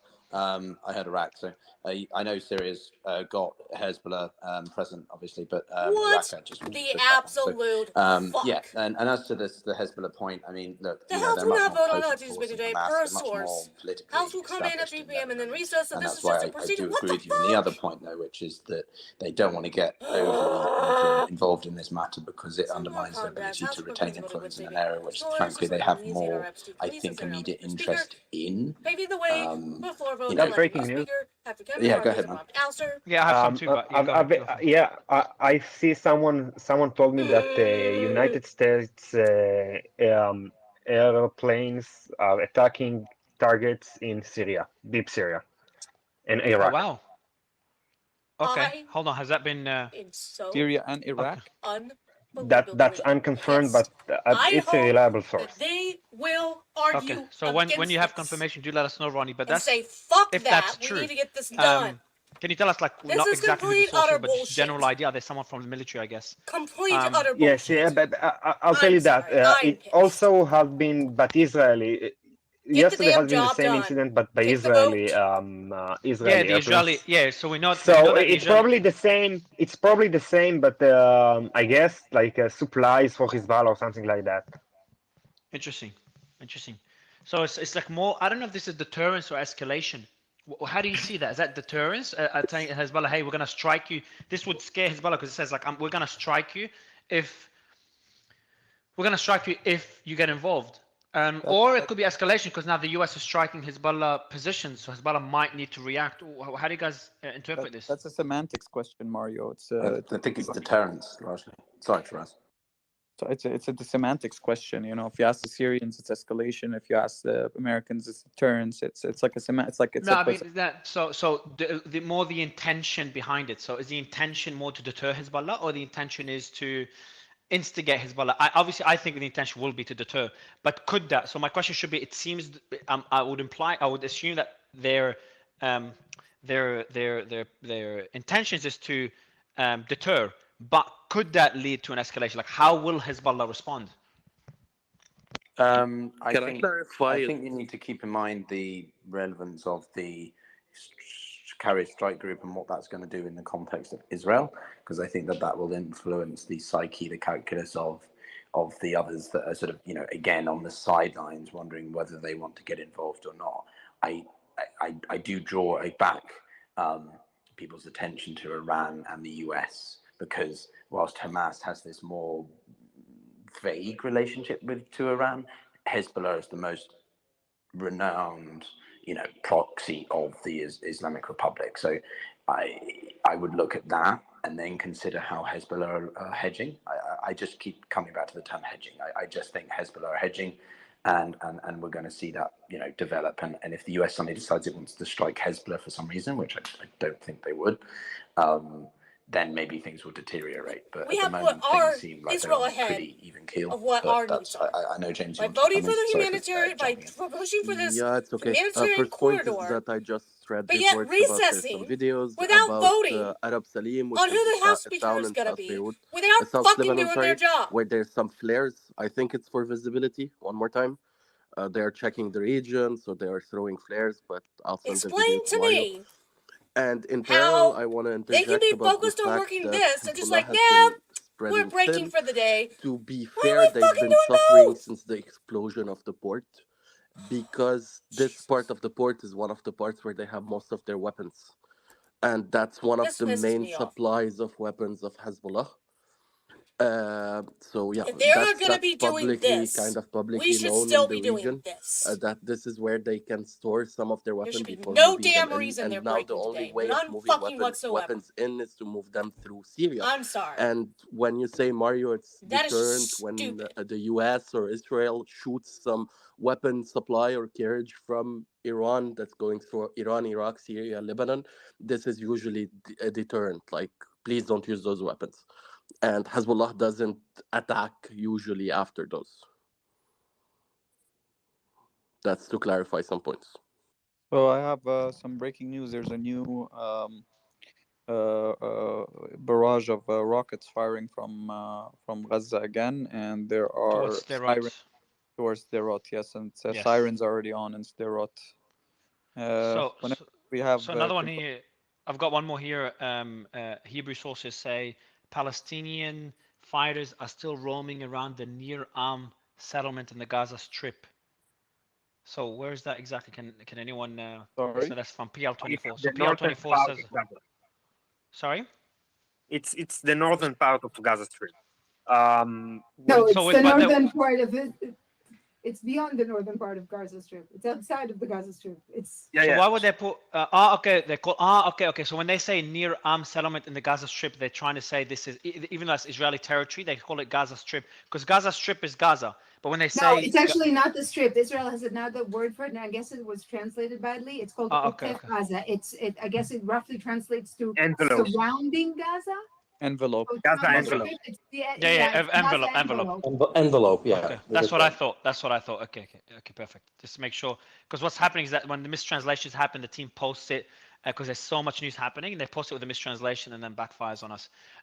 So just I've got some news as well that was shared. Let me go back to it here. So there's statements by the Secretary of Defense, Secretary of State, is that correct? Is Jeff here? He's resetting his phone, he told me he's resetting his phone. Secretary of State, U.S. stands with Israel. We plan to continue our engagements with all nations in the area. The U.S. stands firm on international law and expects the same from Israel. So we're seeing here a bit of pressure from the U.S. to make sure Israel, takes into consideration civilians in Gaza. And that was mentioned by, I think it was John Kirby earlier, making sure he differentiates between Hamas and civilians in Gaza. Because as we said, surveys show that support for Hamas within Gaza is less than, support for Hamas is less, not much less, but I'll say about 50%. 53% was the poll taken about 2 years ago. I have one from last year at 48, but let's say 50-50. There's one from this Interesting. September. Well, Why are you guys still using far such more than old Fatah. data? I think that's important. Say that Sorry, again, Noga. Go ahead, Noga. The last Shkaki survey was published. Let's say it was done a couple of months before that, but it was published September of this year. You guys are using very old data. Well, what's your And source way for below that? the I haven't 50%. seen it. Who did your Googled this survey? Yeah, can you share this? Shkaki. I haven't found that. I wouldn't Okay, quote I'll pull it up and I'll DM you. Yeah, thank you. Yeah, so mine is the Palestinian Center for Policy Survey Research. Yeah, no, that's so a 50. Shkaki So it's survey. Gaza 2 secs. So based on this one last year, so 58 in Gaza support Hamas and 42 in West Bank support Hamas based on this survey. Sorry, Mario, what was the percentage in Gaza? Gaza's 58, so I thought it was about 48. So that's 58 in Gaza and then 42 in West Bank. You know, those numbers are lower than I expected, to be perfectly frank with you, in Gaza. That's very interesting. Yeah, but they're higher than it's true, and me too. But they're also higher than expected in the West Bank. I expected them to be a lot less. And then Right, but They are a lot less. So yeah, it kind of cuts to the theory that 100% of the citizens are behind Hamas, right? It's interesting. That's all I wanted to say. Look, there's a big distinction between the support for Hamas in West Bank versus Gaza, and this is why we've always seen more, engagements between Gaza and Israel, I think, than West Bank. I mean, you get skirmishes, but it's a bit different to this level of volatility. There was another thing. Did you, Mario? Did you report on Kirby's comments about the second aircraft carrier? I mentioned I think so, but please do report again and maybe expand on it Okay, a bit. so this came out relatively recently. It's about 30 minutes ago. So Kirby has reaffirmed that a second US aircraft carrier will be deployed in the area, but no decision has yet been made if it will be stationed in the Eastern Med. On Tuesday, the Gerald Ford arrived in the Eastern Med, and US officials described it as a deterrent to any actors, again, not naming names, which is very important in diplomatic conversations, as a way to seek, to take advantage of the Israel-Hamas escalation. He said so it'll be the USS Dwight Eisenhower aircraft would begin a long scheduled deployment in the Mediterranean in the coming week. So there was a report, and I was working with a colleague, I'm not sure if he's here, called Ian, who's very good, and he basically said that there are a couple of carrier strike groups that are in the Strait of Hormuz, so the area or near the Strait of Hormuz, which is the land bit of water between Iran and Saudi Arabia. They were positioned there after the energy crises. If some of you remember, about 3-4 years ago, there was the Strait of Hormuz crisis, where there was basically a British tanker, I believe, that was taken hostage or sort of kept under Iranian control for a few days because of a very big tension. And so they were positioned there for that, as far as I can remember. And so there was the idea that maybe they would come round Saudi Arabia to join in the Gulf of Aden around between Egypt and Israel. But so that's an important. Let me also mention, I appreciate that, Piotr. Let me mention again something we talked about earlier. I think Wajih, who is on stage, no, he's not. Oh, he is. Wajih, I think, sent it to us. Early intelligence. So this is from the New York Times. It's funny. I want to make a post comparing New York Times and Wall Street Journal. New York Times. This is New York Times. Early intelligence shows Hamas attack surprised Iranian leaders. U.S. intelligence just kind of shows. I know there's an argument that there's like a cabal of Wall Street Journal and New York Times and all mainstream media to kind of have one narrative. Well, we're seeing two of the main ones just have two completely different narratives. So we had the Wall Street Journal come up with a piece saying that Iran was involved in the attacks, was very involved. They planned it with Hezbollah in Lebanon. It's a crazy article. And they knew it was going to happen. So there were meetings in Lebanon as well. So like implicates Lebanon, implicates Hezbollah, implicates Iran. It was a crazy article. So we broke that down. Obviously, there was a lot of pushback against that one because obviously no one wants this to escalate. And the Wall Street Journal was the one that was, I think they broke the story of weapons of mass destruction in Iraq, and we know how that went. And apparently someone looked into the reporter and they were close to they were friends with the reporter that reported the weapons of mass destruction. Now, I don't think that means much because, they're all employees in the same company. But to kind of, and I'm sure you find the connection. Sorry, Mo, did you cover also the passage from Kirby? So apparently there's a couple of key statements from Kirby in the past. Like 30 minutes. We did. Yeah, we did. Okay. We posted it. We tweeted them as well. What's crazy is that I'm literally, how it feels so weird because I'm looking at my own Twitter to find news so we can mention to you guys. It's like the weirdest feeling. It's like reading myself because the team is posting on my Twitter. So they posted those as well, Piotr, and I read them from Twitter. So there's a post there, and it was posted 20 minutes ago. And I'll pin that one because I think this is an important one. Let me just pin it. And this is an article from the New York Times. Please make sure everyone is muted, please. So in this case, the New York Times is, let me mute everyone. The New York Times is saying the opposite of Wall Street Journal's. Wall Street Journal, early intelligence shows Hamas attacks surprised Iranian leaders. And to me, I don't know, both sound believable to me, but let me read this one out, the summary of it. U.S. intelligence suggests key, and I'll retweet it because I just don't have time to, I'll pin it in a bit. U.S. intelligence suggests key Iranian leaders were unaware of the recent Hamas attack on Israel, questioning Iran's direct involvement in the assault. While Iran has historically supported Hamas, there's currently no evidence of their direct participation in this specific attack. Jake Sullivan reiterated this absence of direct ties. The Biden administration faces criticism from some Republicans over its stance on Iran. The U.S. has positioned an aircraft carrier in the region as a deterrent post-attack. So kind of exactly the opposite of what Wall Street Journal said. Not sure what you guys think, and I'm actually curious to get some thoughts from the panel. But to me, I don't know. I pinned it above for everyone to have a look at, but I don't know which one sounds more realistic because it would make sense why Iran would want this attack to happen, especially with the normalization of relationships between Israel and other Arab countries, most notably Iran's arch nemesis, Saudi Arabia. So there's a good argument to be made there. But on the I'll open up the mic in a sec. But on the other side, it's a pretty brutal attack, and I'm leaning towards. Funny enough, I'm leaning towards the Wall Street Journal. Maybe it's not as it doesn't mean everything's accurate, but I just feel like Hamas doing this by themselves is suicide. They know the response from Israel is just gonna destroy Gaza. They know the repercussions of what they're doing. So I actually want to go to Piotr first on this one, and then we'll go to the panel. But it'd be very surprising for me that Hamas made that decision themselves and opening up the risk, or not the risk, guaranteeing a full-scale war with Israel, which is what we're seeing now. Mario, I have news about the hostages. So what are you what? So you're saying I'll that ask you. Hamas acted independently of Iran, or no, I don't, because sorry, what's the news on the hostages, by the way? 5 minutes ago, a reporter on Channel 12 in Israel says that there's been a report in the Turkish media that Erdogan met with the Hamas officials to discuss them hostages release. Okay, that's interesting. Met with Hamas officials, correct? Yes.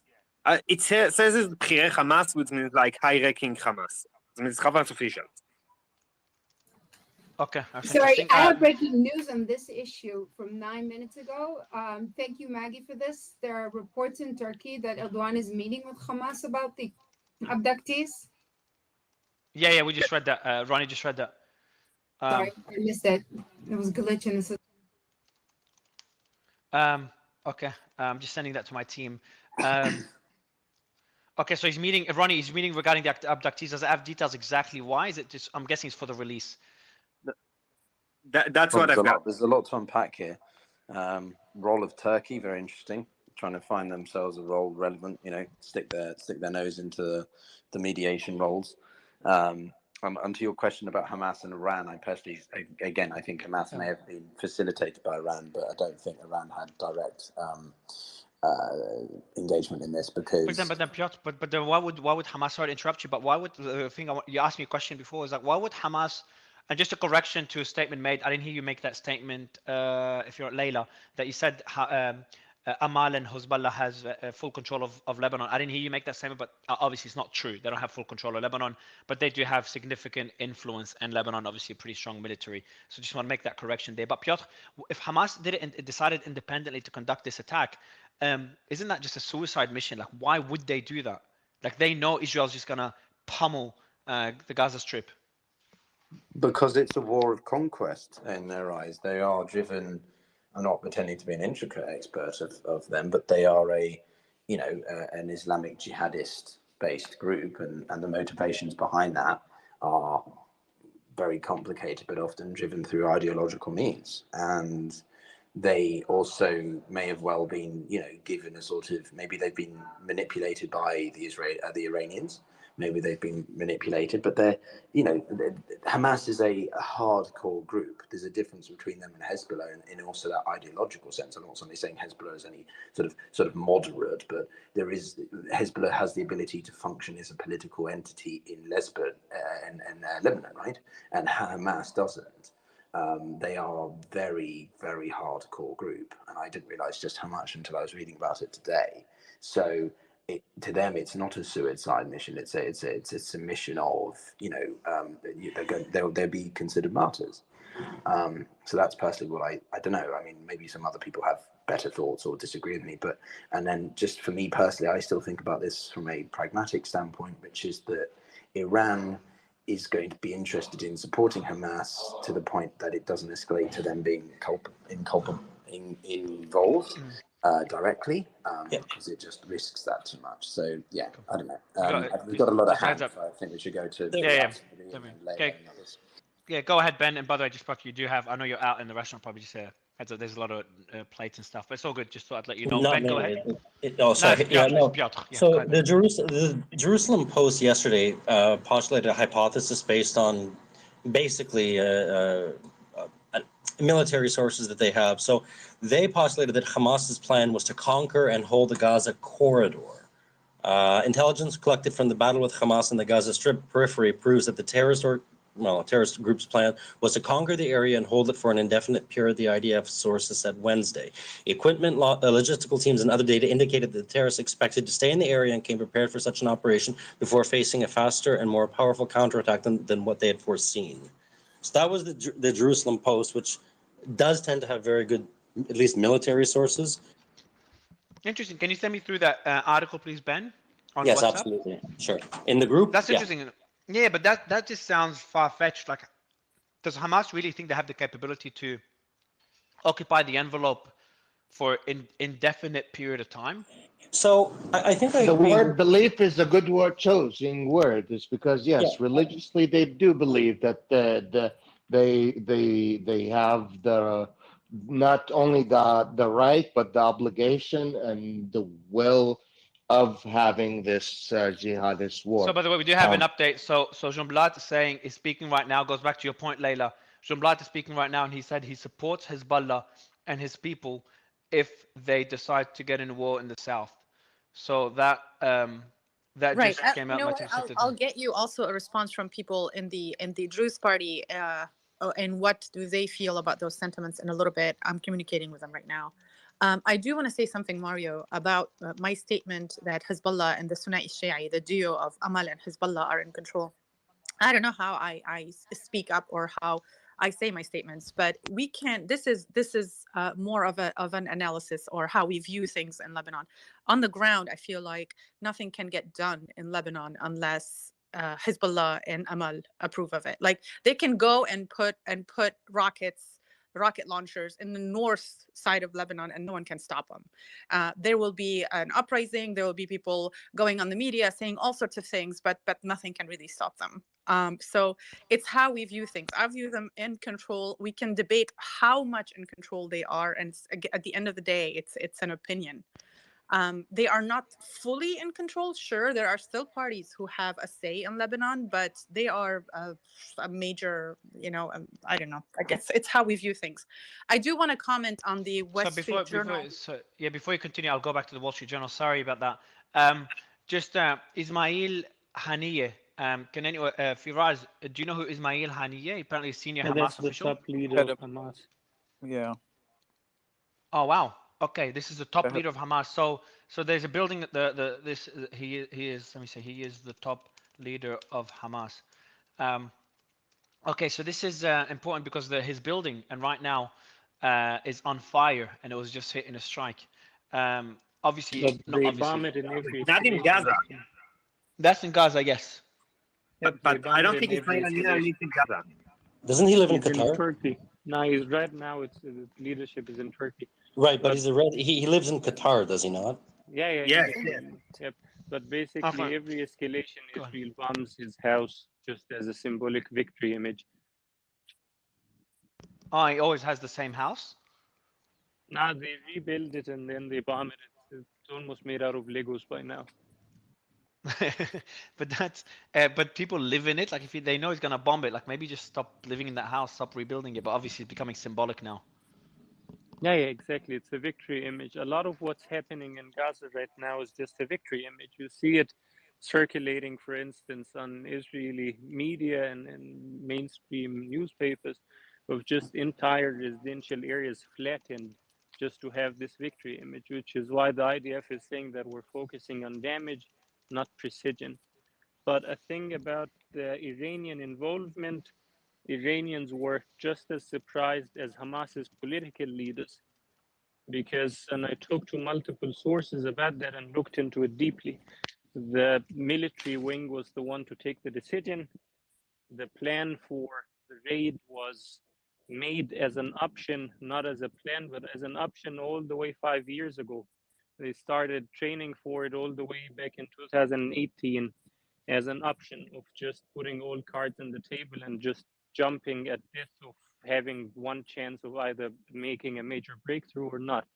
But the political wing have been trying for the last 5 years to make an actual breakthrough in Gaza through the Qatari Egyptian mediators and by keeping Gaza quiet for Israel and by maintaining quiet and these sort of transactional relationships of quiet for the economy. But that did not produce any major sort of breakthrough.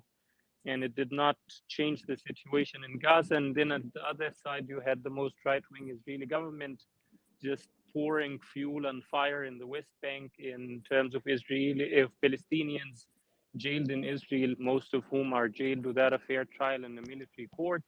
25% are jailed without any charge or evidence or trial at all, administrative detention. You have a minister That's that's not been true. Come on, come Yeah, on. this led to we had a whole debate. Yeah, but we had a whole debate about it, Mohammed, for like 10 minutes before and got really heated. So I think But it's Faraz, simple. Noga, and Haaretz, Ronnie. you But can read Haaretz figures. 25% Yes, of Haaretz Palestinian is prisoners. very leftist, and that's not You true. can read Israel Hayom figures. So- 25% of So Ben, do you want to Palestinians take in over? prison, they're Israel. Yeah, so I think it was Muhammad who was speaking. Could you repeat the overall point that you were trying to make? I was texting. I'm sorry. Yeah, What yeah. were- Just the point. I think yeah, because we're talking from the leader, and actually, I'll link it to. I'll kind of link it to news that's happening maybe. So there is a statement by the leader of the Druze party in Lebanon, and we'll be posting that as well. But it shows support for Hezbollah, which so talking to people, they tell me that Jumblat is like a very strategic person. He goes where he's a very, very politically savvy person. So that support may be just symbolic to kind of get on the I good think side it of is just Hezbollah. symbolic, and I think it's Yeah, important because- to know that within the borders of Israel, the Druze community are very loyal to Israel. If, for example, I think Muhammad or Rani, maybe Noga will remember, not that long ago, I believe it was Hamas, it may have been Lion's Den. They broke into a hospital and tried to, Yes, yes, it's a great story. It's an awesome story. Hold on. So they broke into a hospital and disconnected an Israeli from basically his IV and his life support, and was trying to hold him hostage. Yeah, it was a hospital in Jenin. Okay, so in Jenin, correct? No, Yeah, he was hurt so in can I a car accident. They disconnected him. They killed him, obviously. Yeah, so- Noga, hold- yeah, go ahead. Noga, can so- Ben finish, right. please? Yeah, go ahead. So, and then I think it was either Hamas or Lion's Den. I'm going to say it was Hamas. But then they found out it was a Druze, and they still refused to give the body back. And the Druze community issued a statement saying, if you do not return him, we will go get him. And the Druze went and they started kidnapping the Palestinians and said, we want the body back. The Druze, they're wonderful people. They are very loyal to Israel, and I have to say, they are fierce fighters. So I don't think that there's any chance whatsoever that the Druze community within Israel would even dare to even pick a side, right? They're wonderful people. Yes, they I even think, use I Druze actually names. think they will pick a side. It's just not the side Hamas wants Yeah, them to pick. That actually is the most- that's a valid point. Yeah. Yeah, they're Mario, I think as Arab far as- Israelis, especially the Bedouin community, are also picking a side after Hamas murdered more than 20 of their children on Saturday. I mean, Hamas is in for a rude awakening. The entire community of Israel is saying terror must stop. Yeah, and, yes. Even the Israeli Arab community within Israel, right? Like, we have very good family friends, right? They want nothing to do with Hamas. That's just, it's true, right? That people can criticize it, but they're integrated in Israeli society. So that's an important point that they know. And Gilad has joined the panel. Hello, Gilad. Sorry, I'm still under the weather, but I'll live. Hello, Gilad. Hi, guys. Hi, how are you? I can only support what you just said So about the 2 seconds. Druze. Sorry, just 2 seconds. Ismail Haniyeh is the leader of Hamas? Yeah, Ismail Haniyeh, yeah. Yes. Head of Yeah. the wing of Hamas. So just Mario, Sorry? people are getting back to me about like the Yeah, reaction about okay, Jumblat. guys, there's Gilad, Layla, and whoever Faraz. Just 2 seconds. So I'm going to ask Faraz to just clarify that point, and then we'll go to Layla on the updates regarding Jumblat. So Faraz, can you tell me who leader of the Hamas or the military wing of Hamas? The official title is head of the political bureau of Hamas.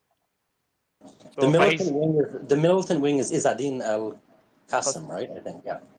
So they have a little bit, the military wing and Hamas have a little bit of autonomy in terms of they're not fully aware of. And is what- is Haniyeh in Turkey or Iran? He's in Turkey right now. Turkey, not Qatar?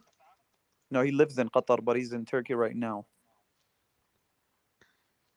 Okay. I appreciate it. So let's go to Layla. Layla, want to offer some more clarity on Jumblat? Yeah, the reaction I'm getting is that people are generally disappointed, but they're also not reading too much into it, as you said, and as you know, it's my own personal view of Walid Jumblat. He's a very savvy politician. yeah, the reaction I'm getting from my Druze friends, they're disappointed with the statement, but they also are not, they understand that he is trying to think on the long run for their position politically, internally. And also, we should not forget that there's an uprising, or there was an uprising. I'm not sure where it is currently in Suwaida, and it's mainly the Druze against the Assad regime. So I don't see them being on the side of Hezbollah, knowing where Hezbollah stands on the Assad regime as well. That is my point of view. There are people who are sending me messages on Twitter about Hezbollah being moderate. I did not make that statement. I really do not know how to address my statement Hezbollah on Hezbollah. So I just do not have anything else to add. When I do, I'll open my mic and say it. Thank you.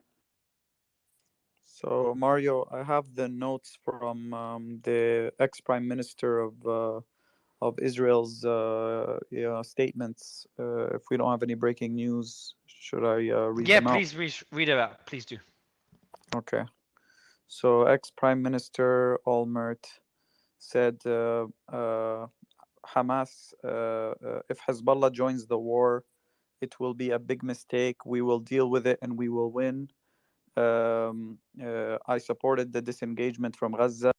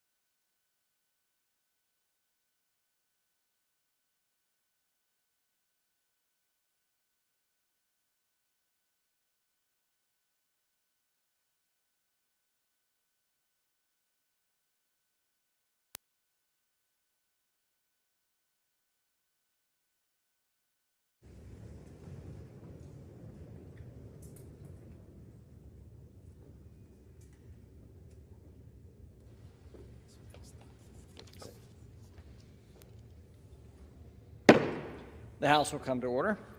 The prayer will be offered today by Chaplain Kevin. Would you pray with me? Omniscient God, your eyes are in every place, keeping watch over the evil and the good. We ask then that you keep watch over all those at home or abroad who would do harm to the people of your own making and undermine the moral precepts of your own design. Set a guard against decisions unmoved by the international widespread and pointless destruction of whole nations. Open our eyes to the horrific assaults on hospitals and holy places, infants and infirmed, logistic nodes and life-staining resources. Set a hedge of protection to uphold the sovereignty of Ukraine and restore peace in Israel. Thwart all indiscriminate aggression with the strength of your right arm. Safeguard the righteous with your merciful hand. And even as we pray for our allies around the globe, we pray too for the preservation of our own nation. Restrain those at home who sow seeds of discord and doubt in the halls of democracy. Dissuade us from acts of self-aggrandizement which threaten to subsume the common commitment to the welfare of the whole of this nation. And defend all those who seek to safeguard the integrity of the democratic process and who strive to reinforce the foundational and moral principles upon which this country was built. Watchful God, your eyes are in every place. May we seek full restoration to your grace plan, that once again we would find favor in your sight. Amen. Amen. The chair has examined the journal of last day's proceedings and announces to the House the approval thereof. Pursuant to Clause 1 of Rule 1, the journal stands approved. The chair will now recognize the gentleman from Massachusetts to lead the Pledge of Allegiance.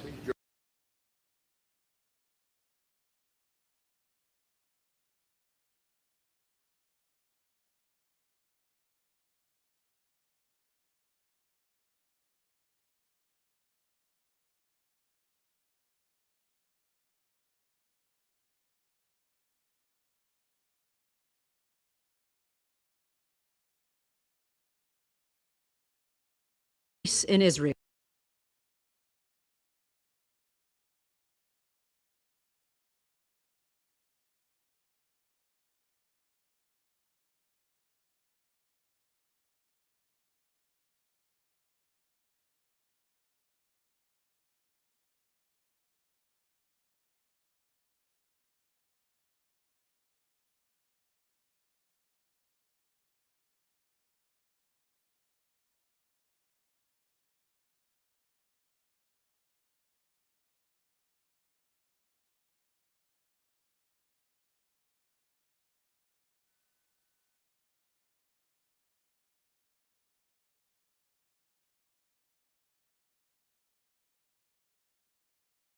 The story begins with a pearl. As the leading online retailer of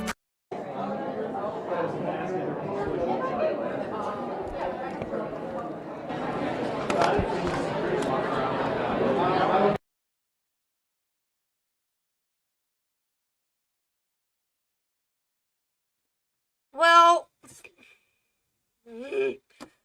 fuck all of them. I thought I was gonna get to at least watch them dismiss it, but I guess I'm not even gonna fucking get to do that. I'm still pissed.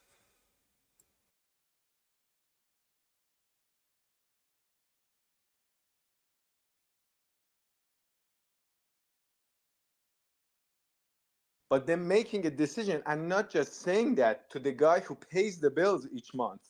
Just they are going that the military wing, the political wing, they just go with the bills. Also, here's this. Just can you please give us money? And just going back a little history here, there were times that Major General Soleimani, the one that was assassinated by Trump, he actually picked handbags with like $20 million, $10 million, and just brought it directly to these different proxy groups.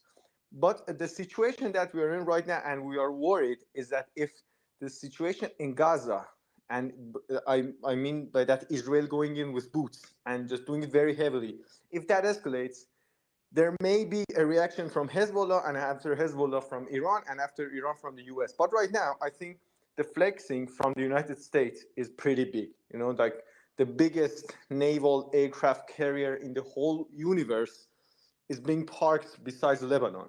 Is So that they're their biggest? very Is that clear. their biggest? Are you saying that's their biggest carrier? Mario, red alert. Yes. Red alert near in Yes, in I know Negev, near Gaza. Negev, and Shar HaNegev, correct? Dot Negev and Shar HaNegev. Yeah, this is the regions, and it's called Alumim and Nachal Oz. This is the name of the not settlement because in Israeli territory, but No, I appreciate it. In terms of the so did someone say that the aircraft carrier that was dispatched by the U.S. to the region is their biggest? Yes, you can Google it right now. It It's wasn't Gerald dispatched Ford to is the the region, biggest it in was the universe. already in the region, it's just moving closer. Yes, and Yeah, then yeah. So it's from yeah, exactly. It Oslo, was I yeah, think right exactly. It now was it's already in very- the Mediterranean. Guys, all right, take a breath, everyone. Yeah, so it's already in the Mediterranean, but it was dispatched to the region, like just getting closer to the border as a Yes, deterrent. and it is the biggest. That's crazy. Yeah, that's it was the closest as well. So we don't know whether they intentionally moved the biggest or it just happened to be the closest. But I But appreciate the we're talking update. about dispatching another one, so. I Yeah, think- correct. We talked about that yesterday. Yeah, so the deterrence is pretty high. There's also the sirens in communities near the Gaza border. I don't know. I think that's in Israeli. Yeah, Israeli sirens. Does Gaza have sirens, Firaz? No, there's no siren system for Gaza. There's no like early warning system. I have a breaking news as well. There are Israeli settlers that are basically trying to infiltrate Deir Ibza in Ramallah right now, and there's heavy shooting heard basically in the streets there. And the reports right now, we don't know if there's any injuries, but several cars of the residents of Deir Ibza have been hit, and there's some video So I'm just footage. trying to understand. So Ramallah is the capital of West Bank, correct? Well, it's the administrative capital. So that's where the most of the Palestinian Authority's institutions are. But Deir Ibza is basically a town in Ramallah province, or governorate. Oh, it's so there's, and not in sorry the- for my ignorance. So there's Israeli. So just sorry for my ignorance. Are you saying there's Israeli towns within West Bank? Yeah, there's like about I think Yeah. 4 of them. How many? Settlements. Yeah, Settlements. basically Israeli settlements. There's about 400 of them, different sizes, from small kind of settlements to like larger ones that are kind of akin to like miniature cities all around the way. And you're saying that these, so You these have are also within. city jails like Ariel, and please call it Judea and Samaria. So I didn't hear what you said. Why don't we just call it the West Bank? I mean, just for political purposes. Yeah, I'm calling it West Bank. I don't know what other names to call it, but just to In understand. So Israel, Ben, it's called Judea-Samaria. Yeah. oh, okay. We'll just use the Western term of West Bank. So Ben, just a quick question. So I'm going to go to you on this one, just to kind of have a calm back and forth. So so there's camps, there's Israeli camps. Correct me if I'm wrong, or settlements. Sorry, Israeli inside the West Bank, correct? Yes.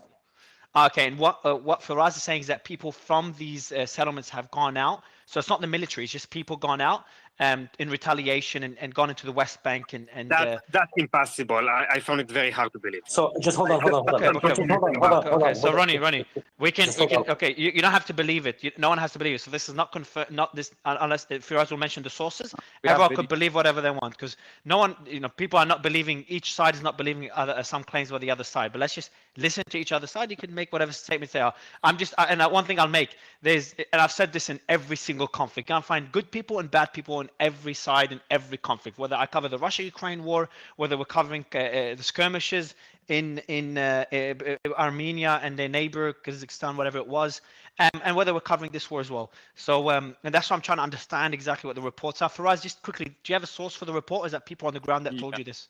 Yeah, so I'll send you the videos of the report, and I'll send you 2 videos of what's going on with and yeah, you could see it with the report itself. And any sources as well would be good. Do you know by chance what settlement it is? Small bit of breaking news, I guess. CNN is officially From Dole. CNN is officially proving. I don't think approving is the right word. Officially that there were babies and toddlers found with their head decapitated. Yeah, I saw that. CNN. Yeah, CNN. Yeah, we had a discussion about it yesterday, and we wanted proof. And I think CNN at this point can put that discussion to rest. There will be headings of children and okay, so we can look at it. Yeah. I really want to avoid being so graphic in the description.